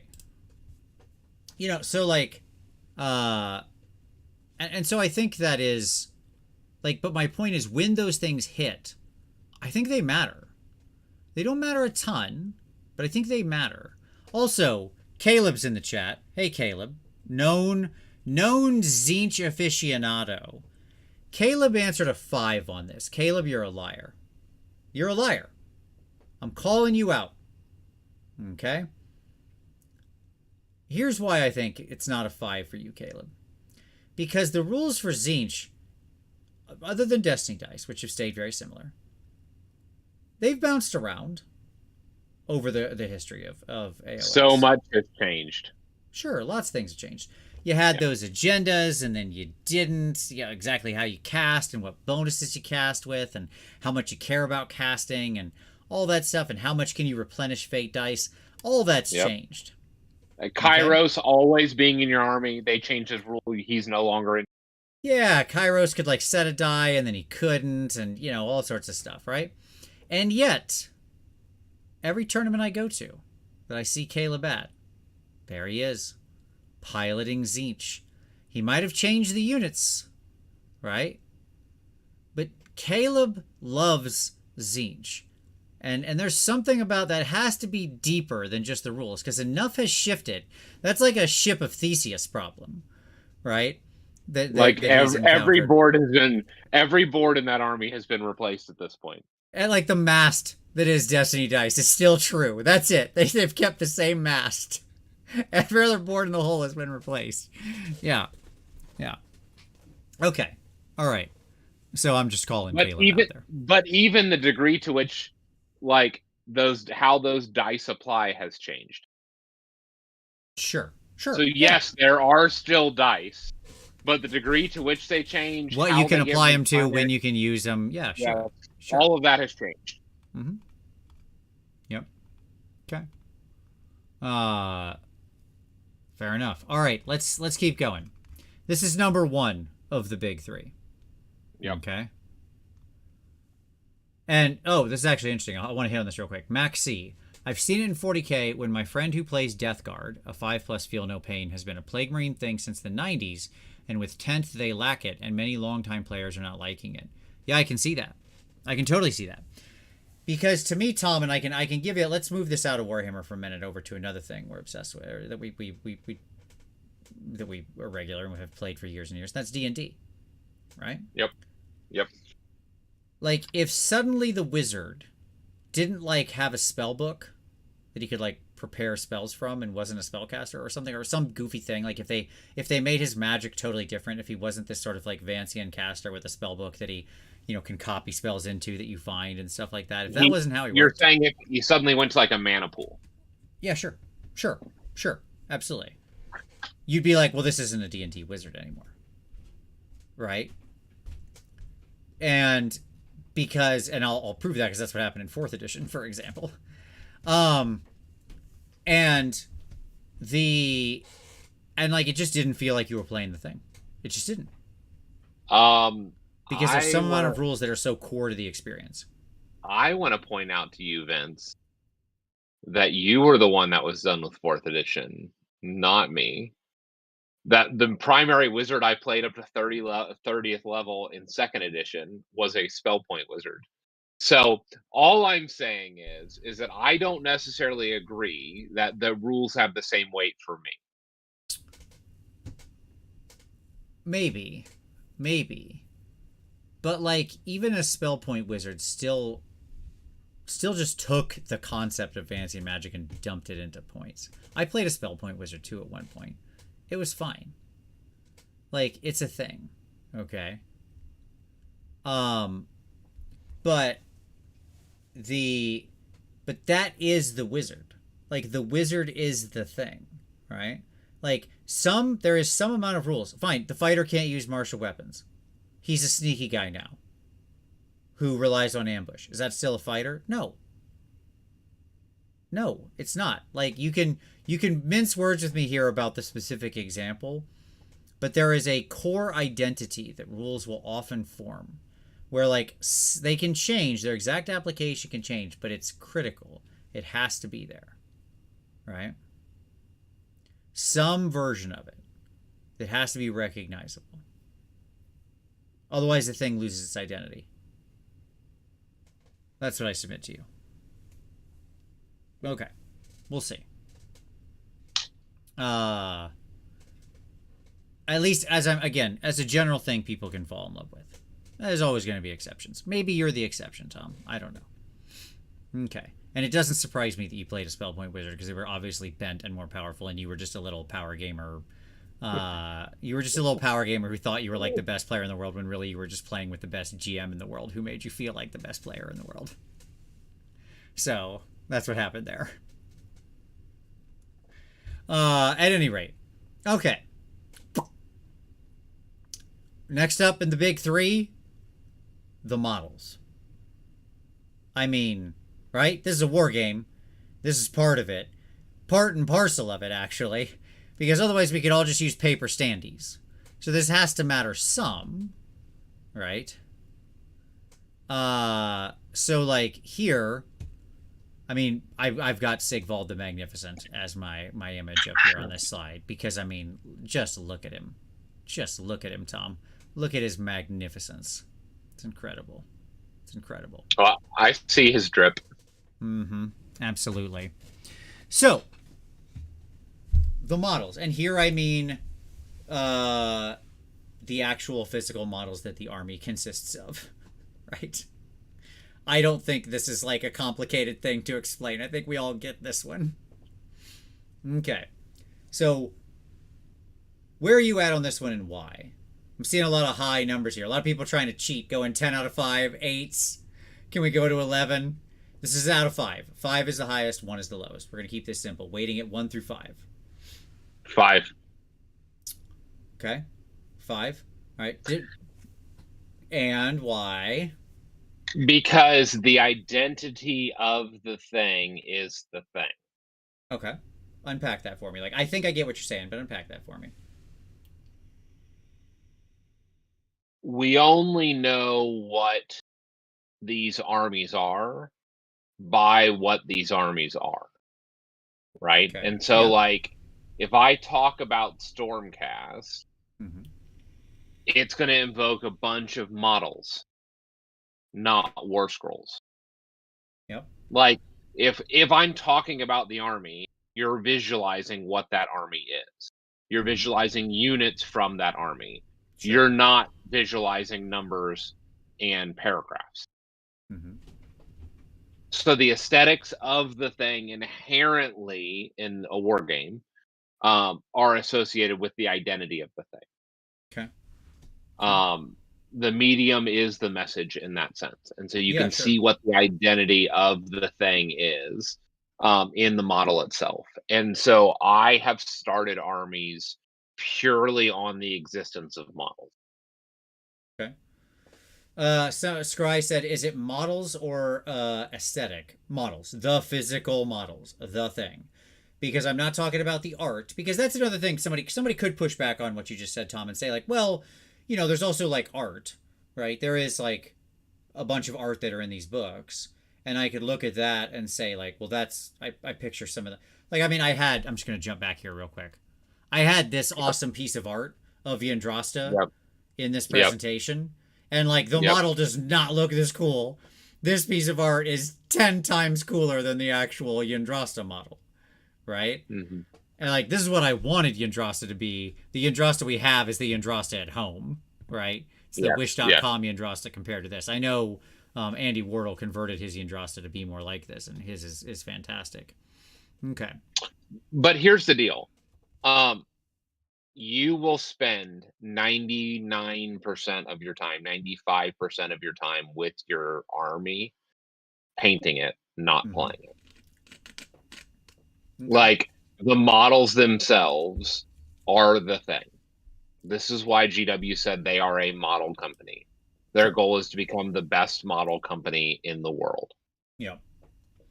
By Like, all this is accounts, by the way, this has, which I think they are quite well living up to in the scale. I don't think there's anyone who makes better models in the 32 mil scale area. Like it's not close.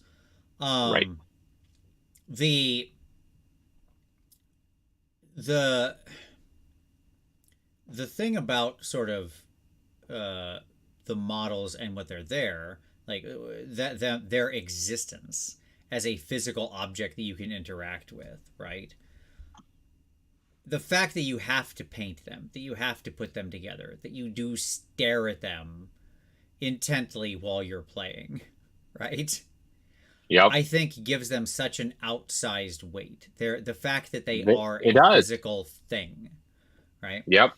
Yep. Like that is different than the ephemeral nature of just the art or the thing alone, right? And so what's fascinating to me is that there are armies that I have not started because I couldn't fall in love with the model as they were. Mm-hmm. But when I figured out what that thing was that I had a problem with, and when I changed it, Oh, we'll get to that that's later. That's a that's separate when I category. fell. But no, but that's when I fell in love with the model. Is Yeah, it's because of the aesthetics. I It's understand. because that thing suddenly was what I wanted it to be. Mm-hmm. And so the actual, like, if I don't love the model and even the core chassis, like, I can't fall in love with the thing. Yep. The grinning death masks of OBR is just not my jam. I Sure. can't fall in love with that. Right. Yep. No, I get it. Absolutely. It's the same way for like the example for this for me is Myriad. All three of the armies that I mentioned earlier, so Skaven, Slanesh, and Ironjaws, I truly have like a deep and abiding love of all of the models in that army, right? Yep. Um, you know, and like even though some Skaven models are old enough to like rent a car, like I they've been with me for that whole time, and at the time I thought they were pretty cool, right? They were just the coolest thing that was there at that time. Yeah. They're awful uh now, of course, by modern standards, right? But I can still put myself back into the headspace I was in at that time and go, I understand why I loved that then, right? Why that model stood out to me amongst what was available then, or whatever. So to me, I don't know how this can't be the biggest thing. Our best information, by the way, says that um, that the sort of number one determinative factor in a range's saleability, success, Yeah. yes, like how well it sells, has Financial almost success. completely to do with the models and how well they land with the community, like how cool people Yeah. think they are. That's it. Yep. Like the rules don't generally mean crap for sales numbers. So it says a lot, right? So, Yep. all right. So I think I'm with you on this as a 5. I think I'm with you on this as a 5. Yeah. I don't know how it can't not be a 5. I could see arguments for it being like a 4, because you could say, well, the models change over time too, right? I mean, they do. It's a slower time period than the rules, but they do. Right. But what I would say is this is that when the models change, that can then become a hindrance to players sticking with the army. Yeah. Yeah. No, that's fair. And then what ends up happening is either those players kit bash or convert back to the old, or they Or walk fall in away. love with the new, or Right. just walk away. Or walk away because it's not what it was, and they can't get on board with the new thing. Yeah. Yeah. I could give examples. Sure. Sure. Yeah. I mean, it's funny because as we talked about Slanesh and its changing rules, right? And yet Slanesh, throughout like its entire existence, its aesthetic has always been so set, and like obviously there are different qualities to the sculpts of sort of what you have. If you go back to like original giant crab claw daemonettes versus Juan Diaz versus daemonettes versus modern plastic daemonettes, right? But like conceptually, aesthetically, you're like, yeah, okay, it's basically the same thing, right? Like they had it nailed. They just increased the quality of that thing, right? Mhm. I know a lot of people really love One Day as Daemonettes. I have some of them. I think they're okay. They're not as good of an actual model as people make them out to be. I mean, The what I'll cast is say is bad. that correct, correct. Like if they had updated the Daemonettes using those aesthetics, Yes, if they had kept the if the actual current, what should happen is we should get a new range of Daemonettes that are dynamically posed and holding and have some normal hands with daggers and stuff, like the One Day as Daemonettes, but like actually in scale, because those things are small too. They feel like they're yes, like they are. 25 millimeter. They're so Yes, small. they are. Yep. So like they're small and they're bad casts. I don't know what else to tell you. I'm sorry everybody who has a deep love for them, but they're yeah. There we are. Okay. They were like Alariel or box of handmaidens. They were great at the time that they were. Right. Yeah, that's such a But good example. if you go back and paint them, you'll realize they don't hold up. Like I love them for what they were, but they don't hold up anymore. Sure. Jonathan Straw says, "Would you feel the same if you didn't have Isle of Blood rat ogres because they are hideous and I refuse to run them?" That's very funny. So I have a lot of rat ogres. Half of them are Island of Blood rat ogres, but half of them are not. Half of them are 90s metal rat ogres, which is what you should go back and buy, like the actual original metal ones. You should just go get those secondhand because there were multiple sculpts back in the day that were actually really good rat ogres, and they're you could kill a man with them, but they're fine. So, anyways, that would be my defense, Tom, for why you could say it's a 4, right? I think you would be wrong. I think the right answer is a 5. Sure. But I do agree that I think this has to be like a super determinative factor, right? And again, remember, you can have multiple 5s. Like we could rate everything a 5. It could be all of this is equal, and that's fine. They Sure. all weight equally, right? That's why we're Sure. doing weighting instead of like trying to force rank them or something, right? Yep. Yep. Yep. Okay. The number three in the big three, the lore, Tom, the lore, the story. What's their thing in the world, their place? Okay. So this is the stories that are told about them, the novels, the stuff that the narrative, their sort of general place in the world, right? Like what's their place in the broader ecosystem of the mortal realms or back in the old world or whatever, right? Okay. Talk to me about your relationship with the lore. It's a 2. Okay. Because anything beyond the 100-word summary, I'm just not interested in. Sure. Sure. So like you're This looking is for a like what's the top line, right? Yes, this is a war game, friends. I'm not here. I'm not here for their in-depth narrative and robust character development. Like that's Okay. not what this is. Um, it's a 2. It's not a 1 for me because there are some armies, because of their narrative and because of their lore, they are more interesting to me. And because I see that needle move when that does happen, that tells me that it's not a 1. Mm-hmm. Okay. But it's not high. For example, I like Flesh Eater Courts because they are what happened to Bretonia, Sure. They've got a cool lore. right? Yes. They have cool lore. They were fully uninteresting to me until that lore piece came out, and then I was like, okay, I can see Sure. it. Sure. I'm digging this. I'm digging where this is going. Okay. Um, so for a war game, a 2 is what matters. Okay. It's interesting. I'll say the chat is surprising me over here. Because the chat is coming in hot. Lot of 4s and 5s. Lot of 4s and 5s. In this, when everybody like people weighting this very, very heavily. And I think that's really interesting. I wouldn't have guessed that many people keep putting in your numbers. By the way, people who are doing this, hit us with more numbers. I want to see if like it's it's so interesting to me that so many people rate the lore so highly.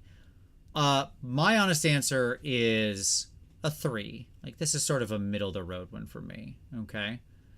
Because I don't spend a lot of time reading the stories. I don't really care that much about the fluff or the narrative or anything like that. I tend Of to course make not. up my own sort of story. But I am deeply involved in uh in like the general vibes and place in the world and theming and stuff like that. And I think all of that to me falls up under lore, right? Like the fact that Skaven live in this weird place between realities and can burrow through the mortal realms, right, and just pop up, and that they're little chaos engines that just ruin everybody else's plans, and they're always, being super duper sneaky and stuff like that, and getting in the mix. Um, to me, that's part of their lore, right? That's part of their story, and it's really cool. It's one of the things I really like about the army. Um, but at the same time, I often just make up my own lore, right? My City of Sigma army is completely cut from whole cloth by me, right? My Ratcast are just completely by me, right? And so Steve Thomas said my lore versus published lore. No, it's the published lore, the stuff, because you're falling in love with it. You didn't go out and fall in love with your lore. You had to like the army. You had to want to play the army. You had to be interested in it to some degree before you decided to start fanficking it, right? And so and I see some people answering different for different armies. Remember, this is the weighting for how much lore works across the board to make you fall in love with a force, right? So if you it can't be a 5 and a 2. It has to be some number, and then that lore is either better or worse, right? In how it did. It didn't land for you. But if you answer a 5 ever on some force, if lore made you fall in love with an army, then it's a 5. And if Right. other armies are lower, then they just didn't have as good a lore that grabbed you. That's the whole point. It didn't get its hooks into you. The appreciation profile wasn't as high, right? It's a meta score. You can't have different ones for different armies because it's scoring the potentiality of this thing to make you fall in love with an army theoretically, right? Yep. Okay. Hey, what's up, Uncle Adam? Saying the lore is generally lousy and boring. I don't Yep. disagree with that, but there's a lot of people who seem to love it, Adam. You're coming in hot into a 4 and 5 lore loving chat. You know, again, yeah, for me it's like it's neat because, and the reason I still give it a 3, Tom, even though it is so surface level, what I like when I say that story and that theming, is because it still does actually matter a lot. Yeah. To me. Yeah. Okay. It does or does not? It does. It does. Like when I feel like I can connect sort of with an army's, again, like general story, the vibes they give off, their place in the world, that does help me fall in love with the army. It matters. But I don't care enough to, like, I'm not reading the deep lore. Okay, I don't sit down. Let's put it this way. When you get a new battle tome, you open it up, where do you start reading? I start at the allegiance ability. Correct. I flip to whatever the match play section is and start reading. Okay? Because, like, I know the story. I don't need more specific stories of individual people. I don't care. Right? Like, it just doesn't matter to me. Right? Yep. But there is a holistic thing. Ben Staffordson says Vince is actually a rat who backstabs and sucks on glowing rocks. Is that what I'm hearing? I'm not gonna. I neither can neither confirm nor deny that. No, your right response is that doesn't exist, and that's just propaganda. Sure. Yeah. Exactly. We got a lot of people here say, like, Cinderfall says I read the lore first. Rule of Cool says I read the whole thing front to back. A lot of people saying they love reading it. I think our audience, Tom, is way more into the lore than us. That's the answer. We got some lore minds here. And you know what? That's fine. Yeah, no, I don't think there's a right answer here. I was just curious as to what our numbers are. I think, to me, these are the big 3, right? For me, like, it's hard to go deeper than vibes, right? But I still say a 3. And then what was your number, Tom? I'm sorry. 2. 2. Okay. Yeah, we're not that far off. Okay. But I love this. I'm so fascinated by how many people really get into the story and the lore and the individual details of it. It's cool. Like, it's cool that people really dig the lore to that level. I can't bring myself to, like, I don't know. It doesn't grab me in the same way.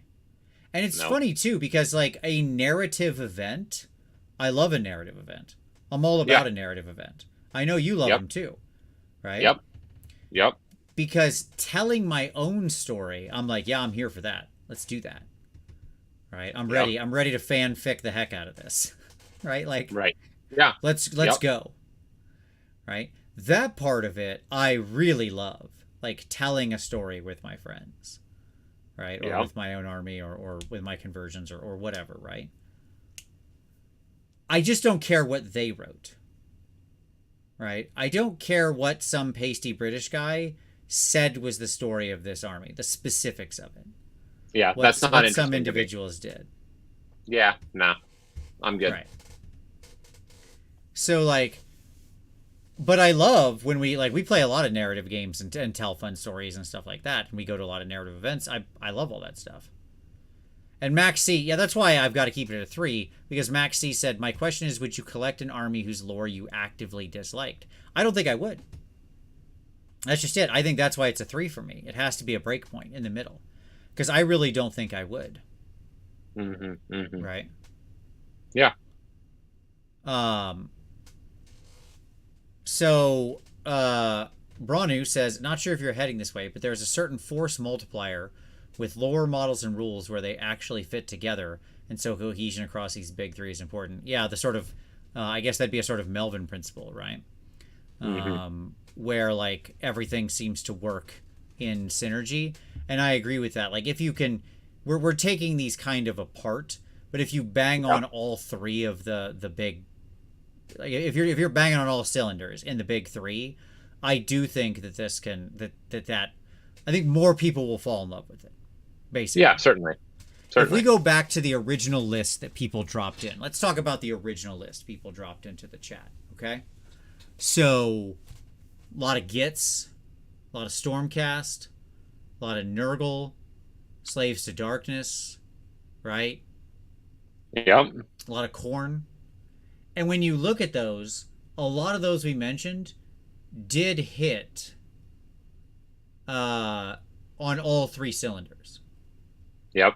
right? Yep. A lot of them had endemic rules that felt very like that you clearly identified with them. A lot of them had like amazing models that are just great, Yep. right? And a lot of them have really cool story to them. Like, admittedly, Hmm. Gits, things like Gits, you look at their stories, it's fun. The vibe of the army's fun. Their place in the world is fun. Their little individual stories where they show up is fun, right? So they're kind of Yep. banging on all cylinders, right? Okay. All right. Cool. All right. So that's kind of where we are. Uh a lot of chat seems to hint that vibe themes don't work without some form of subjectively good established lore. I don't know. I don't know. Because I think vibes can go a long way in lore. I was actually going to make a slide that was just vibes, but I realized it's just lore. That's all. That's all. That vibes is just lore. Hmm. Yeah. Because I think about something like Slanesh. And there are Okay. narrative elements of Slanesh I really enjoy, like Silesk. I really like Yep. Silesk. But I don't read a lot of stories about Silesk. Like, I get it. No. They're cool. They're a couple. And part of their excess is their care for each other. Like, even though demons and these things can't actually care for each other in what we would recognize as love, they do. They love each other. And they care for Yeah. each other. Right? Yep. And they have this relationship. And that's pretty awesome. Like, it's a neat little thing. But I don't need to, like, go read a story about them. No. Right? No. I'm good. Like, again, the high level. Give me the headline. Cool. That's a cool thing. Right? That's what I'm looking for. What are the cool things? Like, yeah, that's a cool thing. Yeah. So Yep. so that's me. Okay. Uh Cinderfall says, this is an interesting point. Let's this is probably a good thing to last discuss is the lore. That's actually a really good call, Cinderfall. Mm. He Mm. says, so something interesting is the number of time or of things you see people complaining about with AOS. Oh, the number one thing you see people complain about with AOS is that they hate the AOS world replaced fantasy lore, not the game. The world that was is missed the most. Maybe I don't know if I still see that now, but I think most of the people have probably calmed down. But yes, I mean it is still it's sort of the thing that you're still around to complain about because the game is good. Hmm. And that's a good point. I always thought the old world was trash and boring. I didn't really care about the adventures of not England, France, and their or not Yep. in their fights with not the Holy Roman Empire and not Atlantis and not Mesoamerican lizard people. Yep. I was good, pretty good. Um, the only thing that I thought was interesting in the old world was Skaven. So hey, there we go. All right, but to each their own. It's all very personal. I'm not telling you it's bad. I'm telling you I never caught into it. All right, the rest. Let's talk about some other elements here, Tom, because I think those are the big three, but I don't think those are Hmm. the only three. I think there's Okay. other things that can matter and can really like when you're trying to fall in love with an army. See, here's the thing. There's a lot of armies that will like, but for it to be your favorite, for it to be something you play Hmm. with for Hmm. 25 years, I think there has to be more. That's my Okay. supposition. Okay? So can I throw one out there that is that you may not have thought of, or I know is not going to rank high in your rating, but for Sure. me is was probably a 4. Okay. Uh, it's nostalgia. Okay. Nostalgia is a hell of a drug, Sure. and You're right. This the is neither reality. in my list nor would it matter to me. Right, you're right, you're right. But I love high elves because of nostalgia, and not anything related to Warhammer tabletop. I understand because of Age of Reckoning. Age of Reckoning. That's exactly right. Because of my experience here, and actually, most of the reasons why a lot of the armies took for me is that they resonated deeply with something from Age of Reckoning. Okay. So whether it be high elves or whether it be like Gits, Mhm. right? Or whether it be uh Tomb Kings, all of those is because of these just beautiful, wonderful memories with my friends that I had, right? And every time I paint one of these models, set it on the table, like echoes, like I hear the resonance. Sure. Okay. And that's a big reason why something like Lumineth didn't do it for me. Is that like because there is some aspect of the original thing that got lost, and it wasn't resonating anymore. Okay. Okay. I do So have some nostalgia specific is a big. slides. So nostalgia is for me. Like Sure. that is one of those pieces. Okay. Interesting. Yeah, I don't. I don't. I'm not on that member berry train. And I know I you're when I not. see a thing, I don't clap. Yep, Like fan service is. It's doesn't really do it for me. I Um. get it. I get that. So, do you know the kind of fan service I like, Tom? This isn't nostalgia. I like fan service that's sort of like because I wouldn't rate it as nostalgia. I do like clever references though. Do you watch The Like Dragon Prince, Tom? I don't. You've tried to get me to watch it a couple times. You should. I don't know how you're not watching it. It's like the perfect show to watch with your kids, for God's sakes. You actually have children. You have an excuse to watch this show because it's clearly aimed at a young audience, but I love it. Anyways, it's on Netflix. Okay. In the most current season of Dragon Prince, this is going to connect. Just stick with me. In the most Okay. current season of Dragon Prince, there's a character that's sort of trapped inside their own head in a kind of like little nightmare world as these episodes are progressing. Mhm. And there's a moment where the character is in this room and the room is all red. And one of the other, and so there's a bunch of other characters from the normal show in this, trapped in his little mind world, right? And one of them is Mhm. like speaking very low and backwards. And then another person, another character walks in and has like, it's like, oh, your child is here. And then she takes off the little swaddling blanket and it's a log. And she's like, see the log? She's like, your child is just fine. And she's like petting the log. And then another little of the characters comes in and starts like doing this weird dance. Okay. Do you know what this is a Okay. reference to? I don't. This is Twin Peaks. Okay, Okay. got it. Yep. And the fact that this ostensible kid show had recreated the Red Room from Twin Peaks just blew my mind. I was like, this is a deep cut, right? And you didn't need to know that. No, it had nothing to do with Sure. the plot. Sure. But I was Sure. like, I love this show so much more now because somebody did that, right? Like, what a fun thing to grab, right? And it's not Yep. that like that wasn't a nostalgia trip. It was just like what an effort to go to, right? For a super deep cut. I like it when people put something in that's for like 0.1% of the audience or something, right? Yep. Anyways, so and you can do the same thing. Like GW designers will sometimes do the same thing in their models, right? Right. Yeah. Where they'll have these little references in the models that go back to sculpts from the 80s, from the 90s, to things like that, to early parts in the game that call Hmm. back to old Yeah. characters. So they will do that stuff. So on that level I get it, right? I just think the like surface aesthetic of nostalgia doesn't land for me. Like just being the thing isn't enough. Yep. And I knew that. Like I know that that's like that's where you live, and that's fine. Sure. Yep. Okay. All right. So here's number one of the rest: play experience and NPE. Okay. So here, what I mean is like play experience. What I'm trying to capture here is the army easy to play? Is it like stressful to play? Does it have a lot of, sort of weird interactions or things that like just make it like difficult to play correctly? Does it cause a lot of NPE to your foes? Does it make for a good game where you're happy to actually sit down and play 5 rounds? Like, what is the general play experience, right?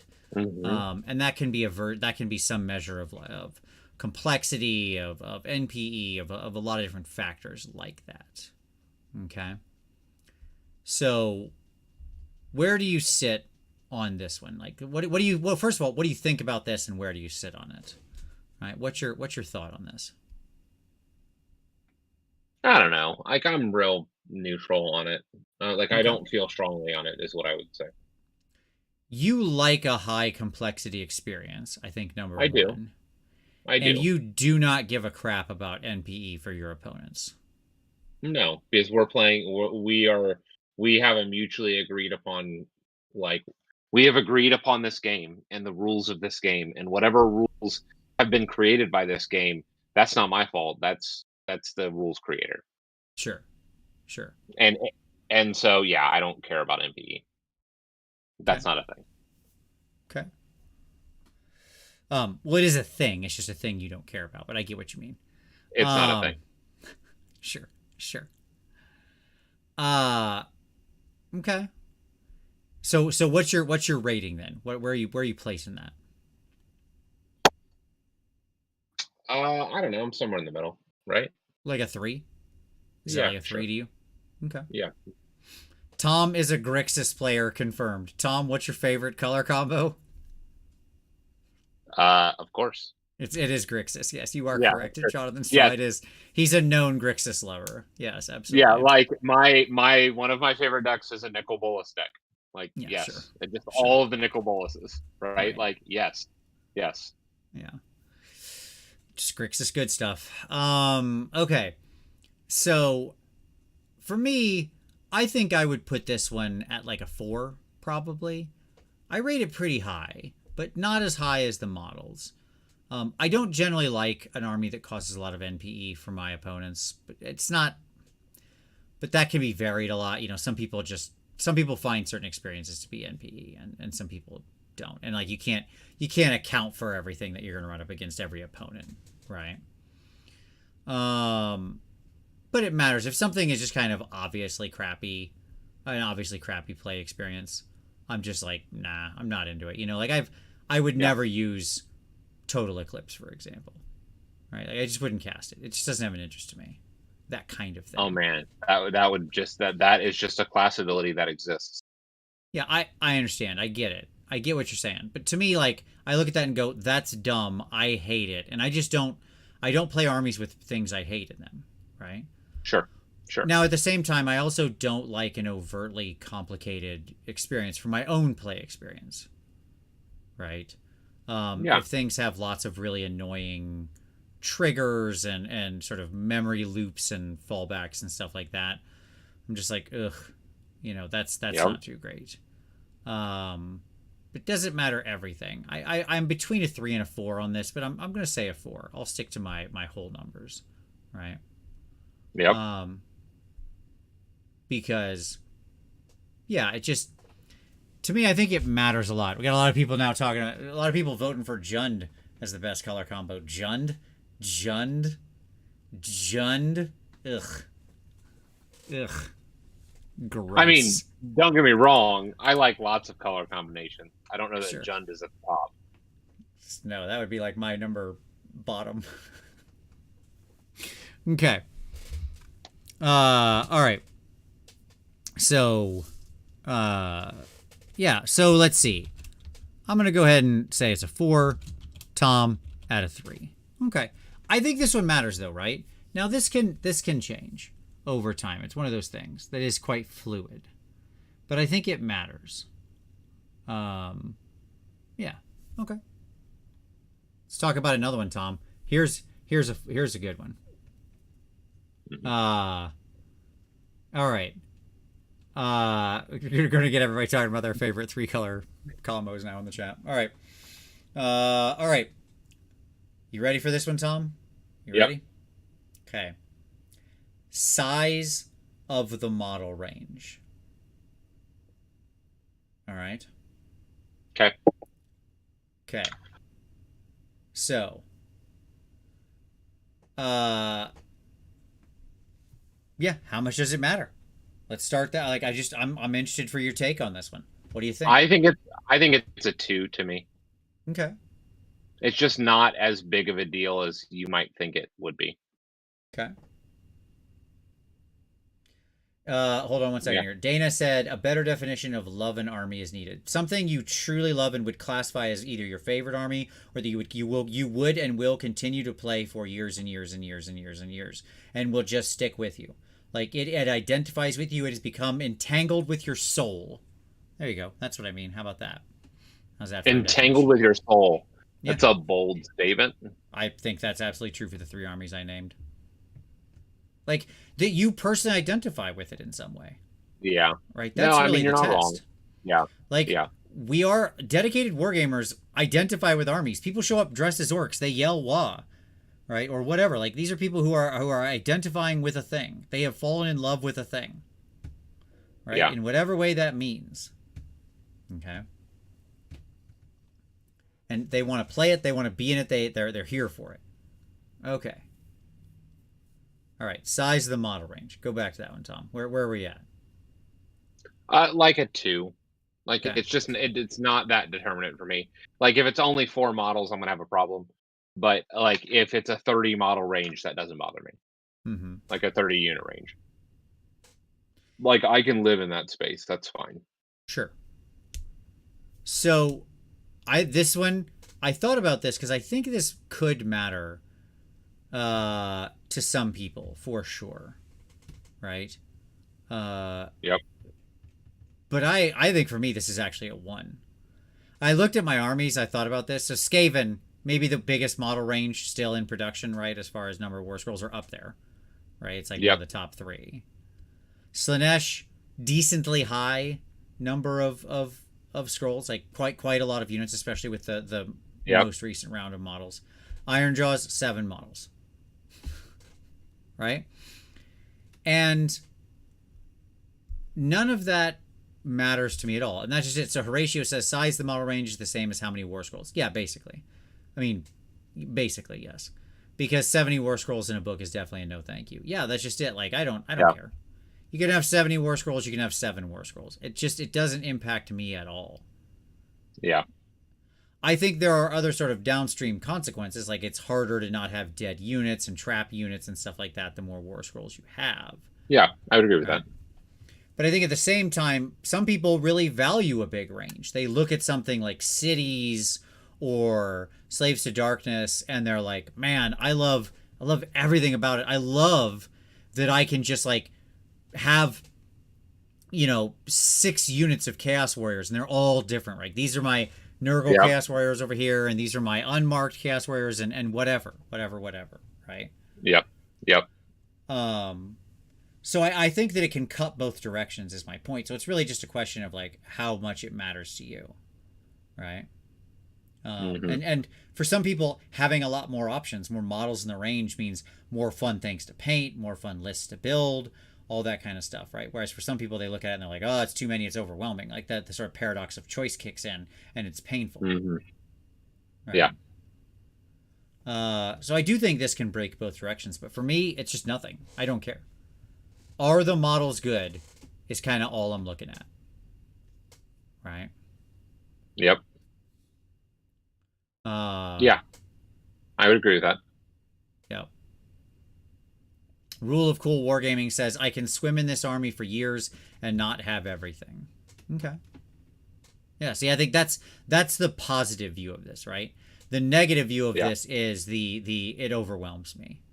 Right. Yeah. And I think both are fair, by the way. It's not that one of those is wrong. It's just like where you personally sort of live and how you deal with the paradox of choice. So for me, this one's a solid 1. Like, I just don't care. Tom, what'd you say? 2 for you? Yeah, a 2. Okay. Can you picture a range that's sort of too small or too big for you to collect? Like, would you not collect, let's take Stormcast and Ironjaws, right? The sort of two ends of the poles right now, as it were. Are those in some way, again, not the determinative factor, we're doing weighting here, right? But is there some amount of that that's less appealing to you because it's so many scrolls? Not really. Or so few? Either way. Yeah, not really. Okay. Yeah, it's not that big a deal. Okay. Like if I'm being honest, it's just not. All right. Easy enough. All right, Tom, here we go. The next one, I don't know. I think this one, I shouldn't call this ease. What do I want to say? Like,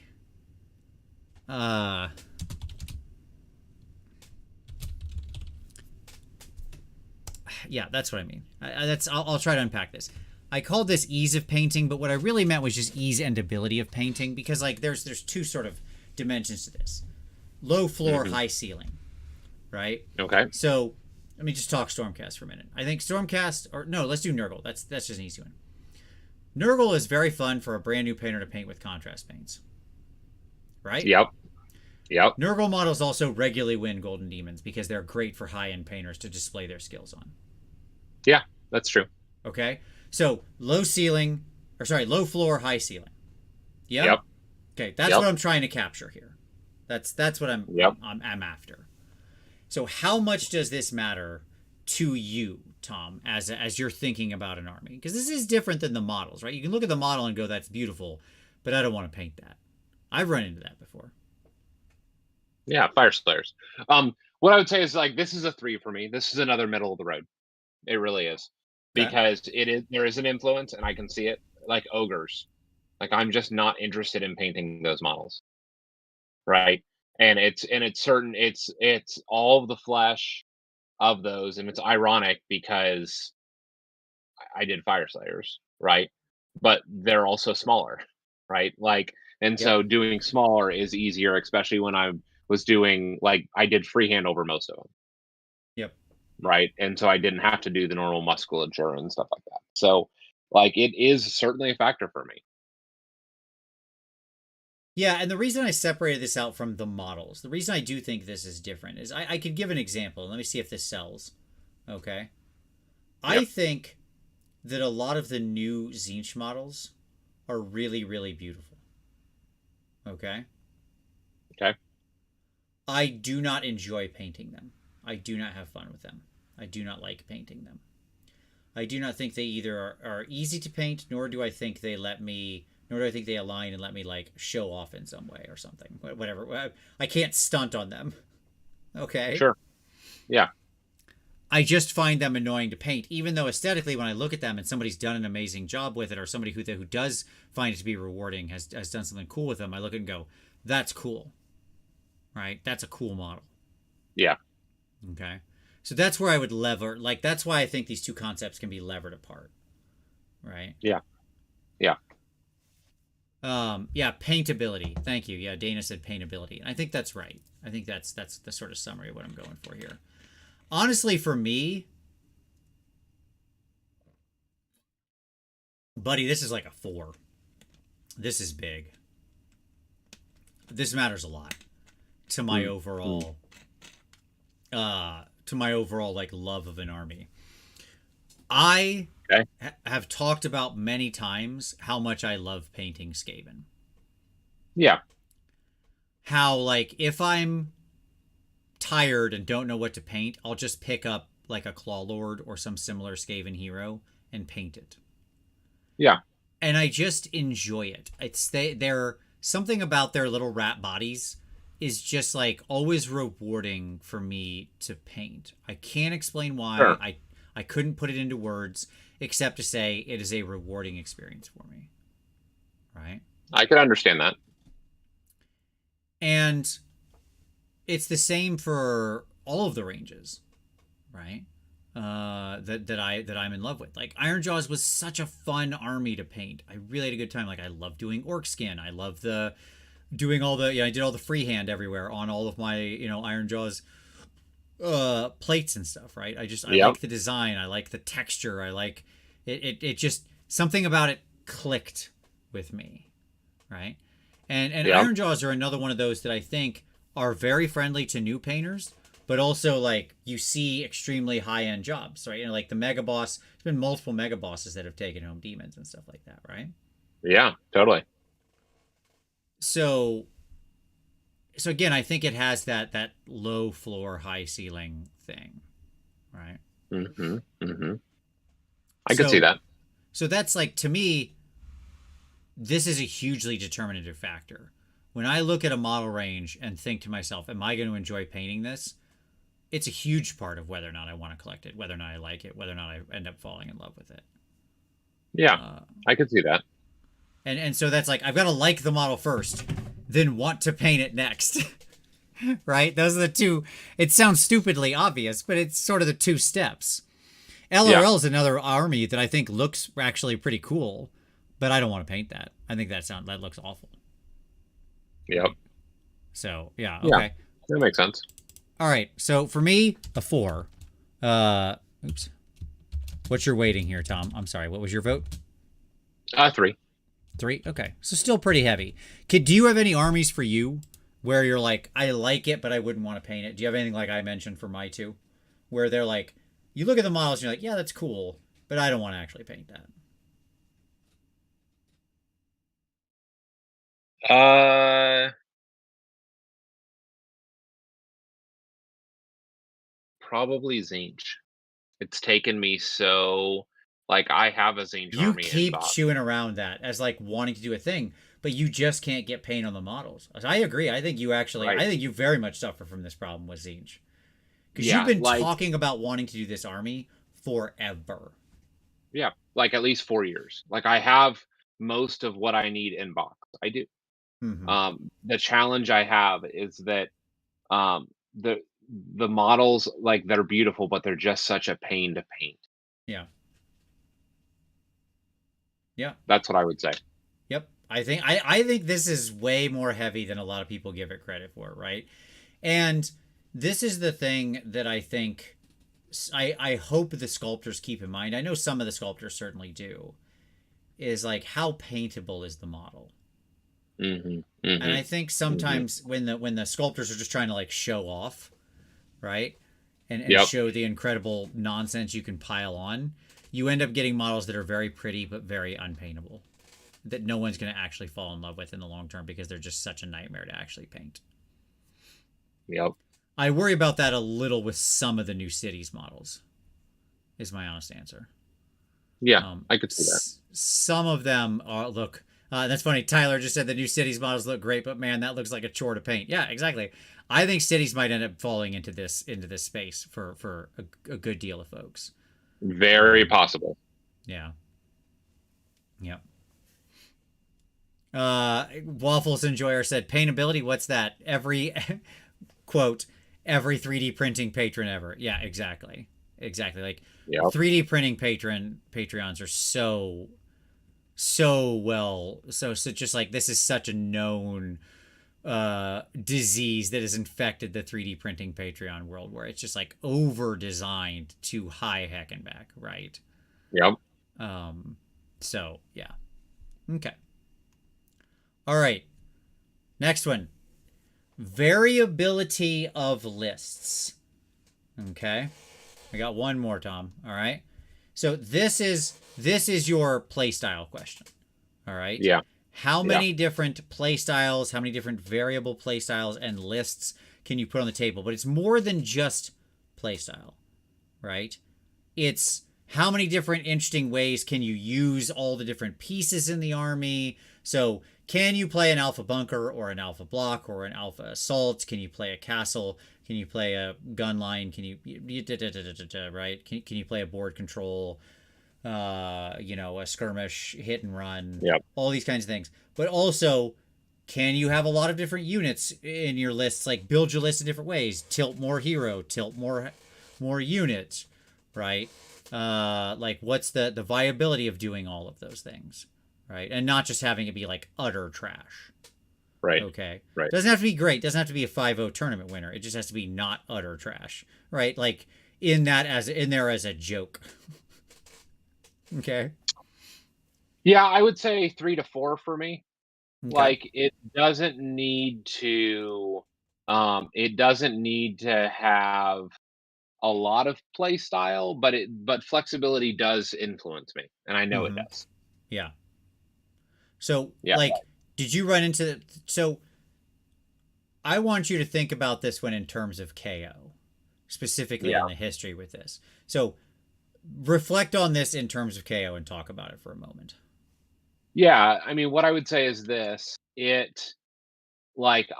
fell in love with KO before they had a book. Like, I bought it, and I made very serious financial commitments to that line Mm-hmm. before I had my eyes on Rule. Yep. Um, but my ability to continue to play it competitively, often forced me into boxes that I just didn't wanna play.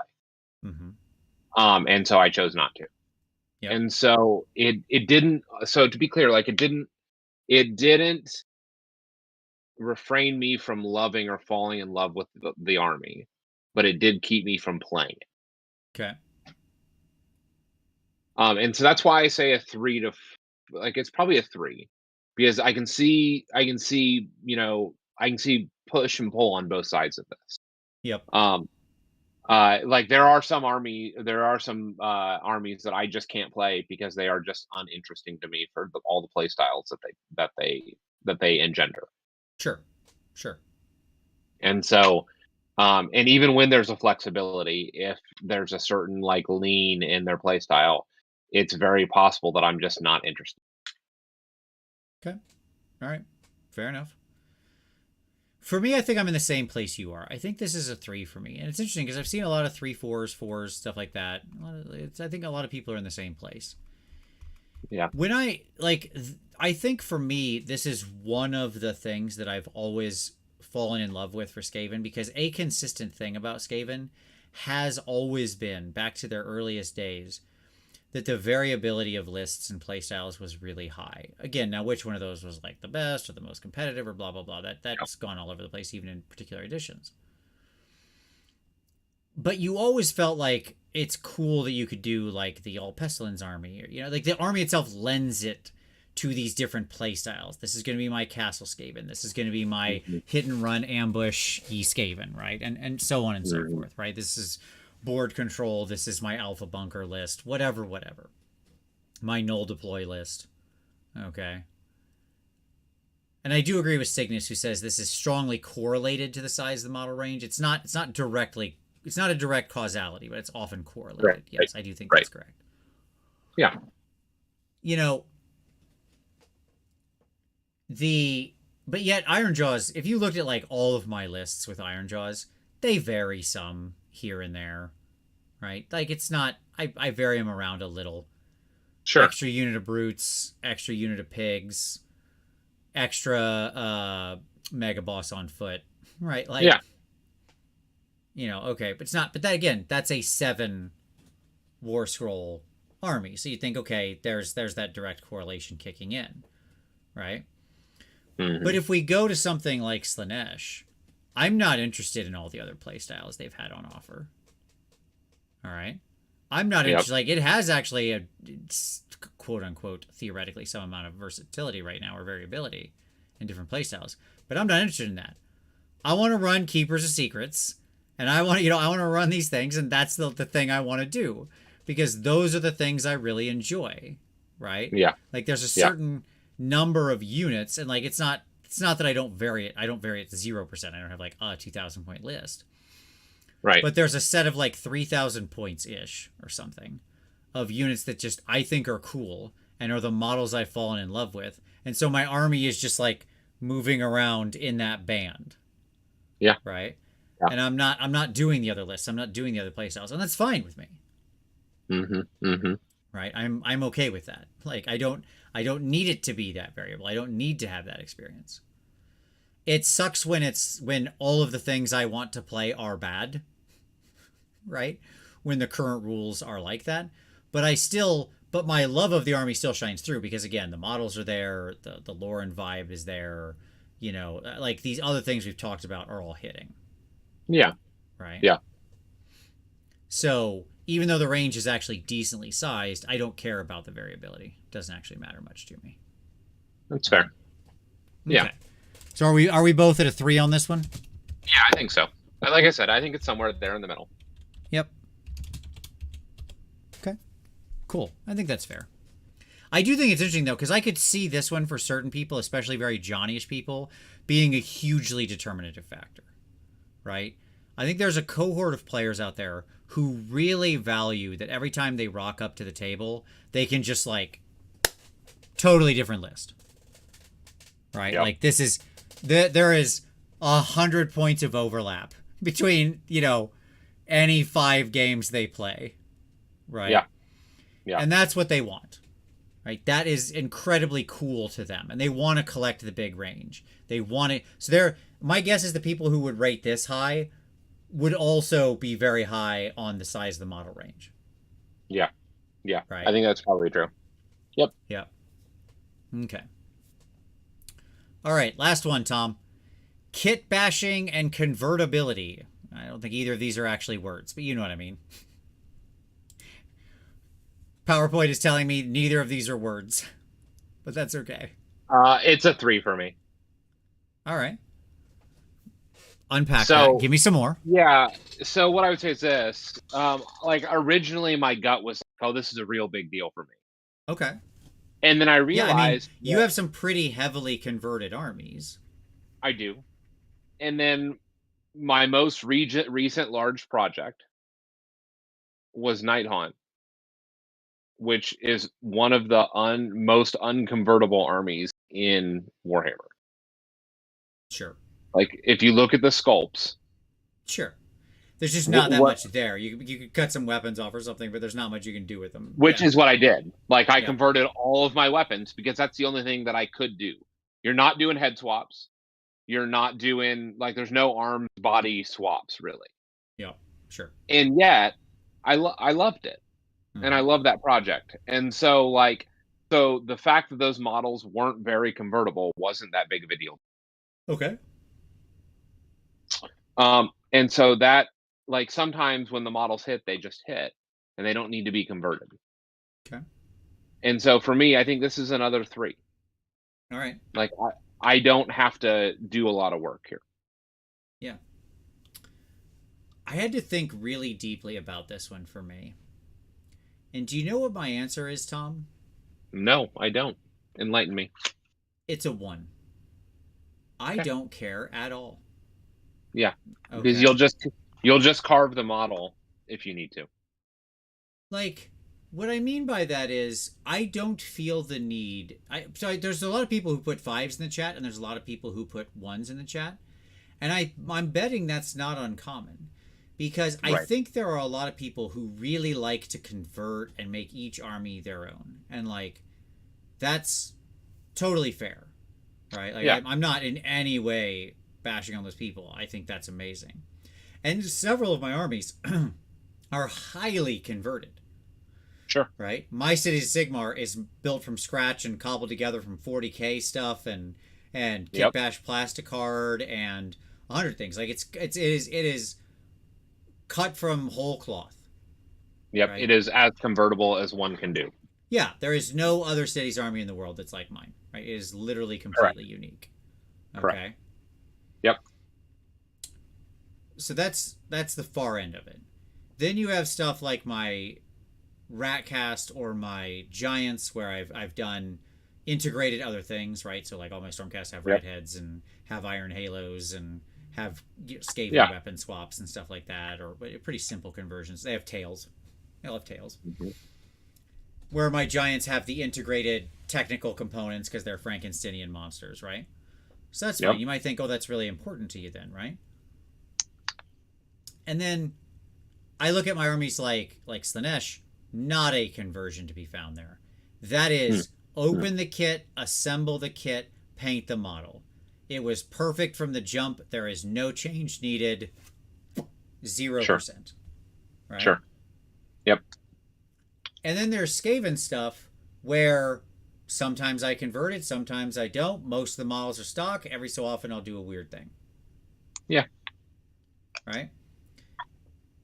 And what occurred to me was this just doesn't actually matter to me at all. Like, I will just sometimes do it because the muse takes me and I have an idea. But when Sure. I look at my three armies, oh, my Iron Jaws are basically like my Mega Boss is the actual Maw Crusher is super converted, but all the other models are straight. It's just Yeah. brutes and Yeah. pigs and stuff. And in all of those cases, from like no conversion to minimal conversion to fully converted, Yeah. It does not. It doesn't influence you. yeah, it just didn't influence me at all in my overall love of the army. It Yeah. made it influenced my love of the project. Does that make sense? Yeah. It does. It does. Like working the city's project, doing that as a project, as a something with a beginning and an end, was more fun than I had doing most of any other army, because every new unit was a chance to just like, what crazy things am I going to need to do? What's my plastic card and Yeah. swaps, and what kits am I going to pull together? It made for a fun puzzle on every kit, right? Sure. Sure. But it didn't overall influence my true love of the army. It just made me love that project and have a Sure. fun It time makes with it. sense.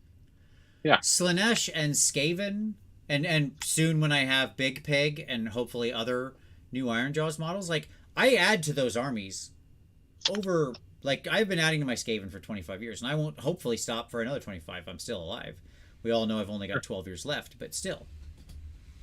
Okay. Yeah. Like I'll just continue adding to those forever because I deeply love them. If they make models, I'll buy them and paint them. Sure. Right? I Yep. have no desire to make any more cities models. None. Because I finished that project. Yeah.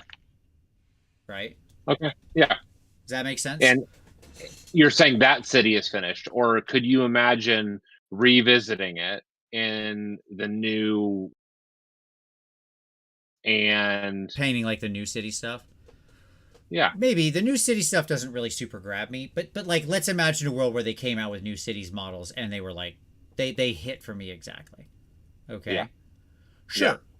But it wouldn't be anything integrated into that cities. It'd be effectively collecting a new army, Yeah. And that's fair. right? Yeah. So like I had it was a set project. This is what I'm going to do. I'm going to make this army. I want it to be this thing. I did the thing. It's done. Yep. I I will mean never add that's another like model to that army. that's kind of like my doc. Like Sure. I like what I did.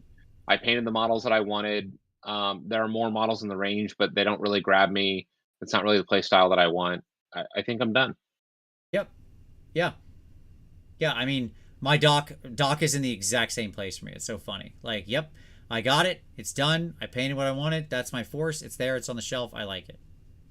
Yeah. Did it. I have no desire to add any more models to that doc. Doubt I ever will. Yep. All right. But I think for some people this is like a huge deal because they look at it and like they have a real built-in desire to make the army their own, and so Yeah. how convert ready or whatever convertible the Would you say models are is it matters a lot. convertible or customizable? Sure, sure. Better word. Yes, there you go. Absolutely.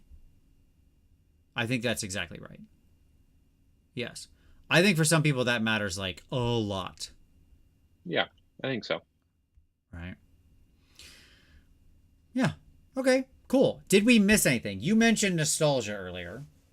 Is there Yep. anything we missed? Is there anything I didn't touch on in here that you think, like any other ephemeral qualities that you think would make you fall in love with an army, call it your favorite army, be something that gets, entangled with your identity, as it were? Yeah, again, nostalgia is one of those that I Mm-hmm. think that you didn't mention, then that would be meaningless to you. That for a lot of people, like it is the driving thing. Sure. Like they want to collect. they want to do Slaves to Darkness now because they had a 6th edition. Like they've been away from the game for 20 years, and they had a 5th edition Slaves army, and they want it. They want that again, Sure. and so they're Sure. capturing their childhood in that sense, right? Yeah, So sure. I think that is a big factor, but other than that, I don't really see. Like I think that we've hit most of the main things. Yeah. Okay. Cygnus Maximus says, yeah, by the way, chat, if you've got anything I missed here, let's see. Cygnus says sometimes color scheme is what does it. You can paint things however you want, but some armies have such iconic colors. I think that's an interesting one. It's probably in the paintability section, but it is interesting because I get what he means. There have been Yeah. like armies do sort of have a color palette often, right? Yep. Yep. And if you don't like those colors, yeah, you can buy that army and paint a different color, and that's fine. Like you can all paint your models however you want, right? Like obviously this is AOS. Yep. Yep. Okay. We're not 40K here, and that's so you can paint your models however you want all the time. But if you don't like green or brown, then Nurgle's probably not for you. Right, like you can shift things around, whatever, Like whatever. you Like you I've can seen throw some purple Nurgle. purple in there. Yeah, no, like again, yeah, like I've been in purple, Yeah, but I agree. Like you don't see a lot. Like in general, that's the minority. yeah.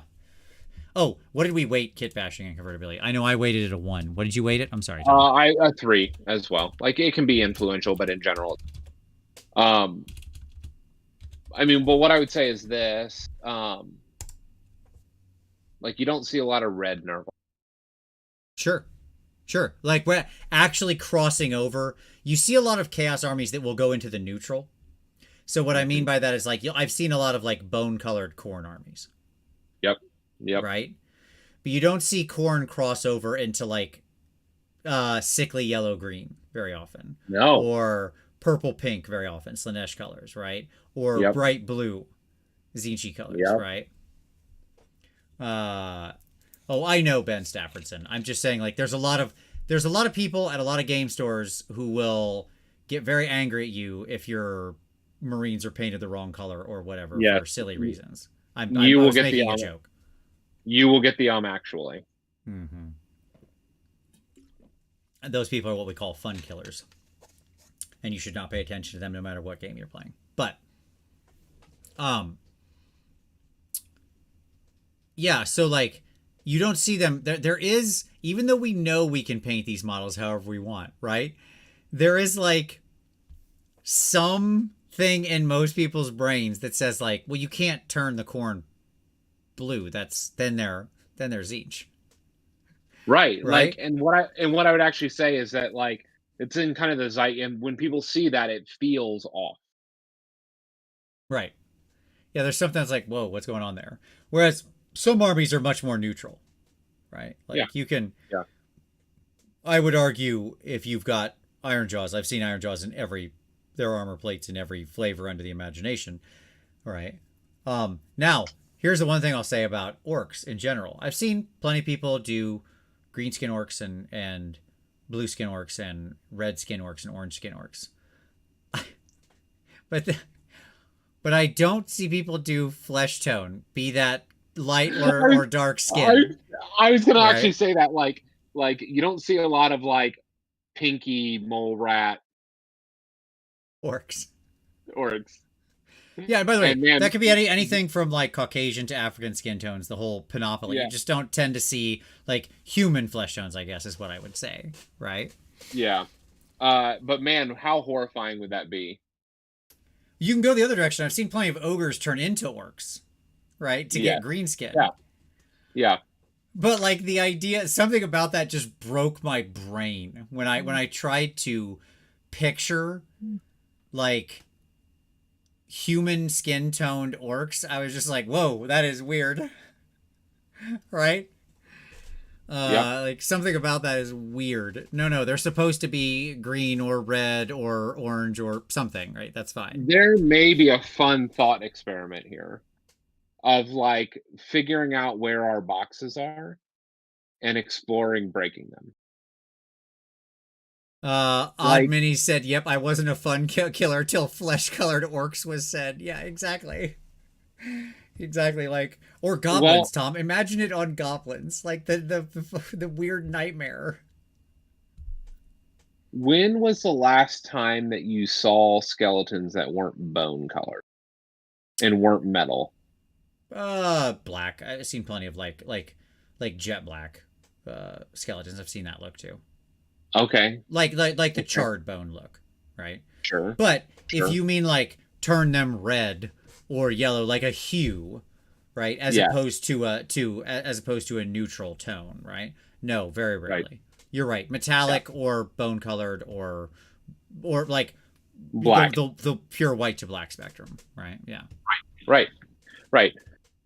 Um, yeah, it's a wonderful thought experiment of like what boxes have we created from? Yeah, right? Like what are the we say you can paint anything however you want, but boy, there is something there. There's some lines that we're just like, That nah, that's that might weird. be that might be another show. Yeah, yeah, yeah, that's interesting. That's really interesting. Like, what are our sacred cows and ale? Yeah, sure. Uh like, oh my god. Glossy flesh colored squigs, not writing that. Yeah, exactly, right? Like there is these sort of weird lines that are there. That I think we just most of us will rarely cross because something in it will just break your brain. Like Yeah, your you look at weird, it and you go, "This doesn't feel right," or "It yeah, doesn't look right." yeah, yeah. Man, that just broke my brain right there at the end. What a thing to end on. All right, cool. Well, good stuff. If we missed anything, please drop it down in the comments. I'm interested in what made you fall in love with your army. Like, share the story. Tell me what you think of our. What would you weight the things that we've given here? How much do they matter to you? I'm interested. This could be something that would be a good survey to do. So I don't know. Maybe we'll do that in the future. Mm, Um, okay, but thank you so much for watching, Tom. This was a lot of fun. of Uh, course. Good stuff. For all of you out there, we really appreciate it. Hey, don't forget to hit like, subscribe, do things that make dings. We really appreciate all of that. It helps other people find the show, and it's so simple. The if you want to support the channel, there's lots of ways you can do so. And down below there is a Patreon focused on review and feedback and taking your next step on your hobby journey. You can do that down there. Chuck in a couple bucks for us. It's always appreciated. But you know, share the thing, tell your friends about it, and just watch the show. We really thank you for it.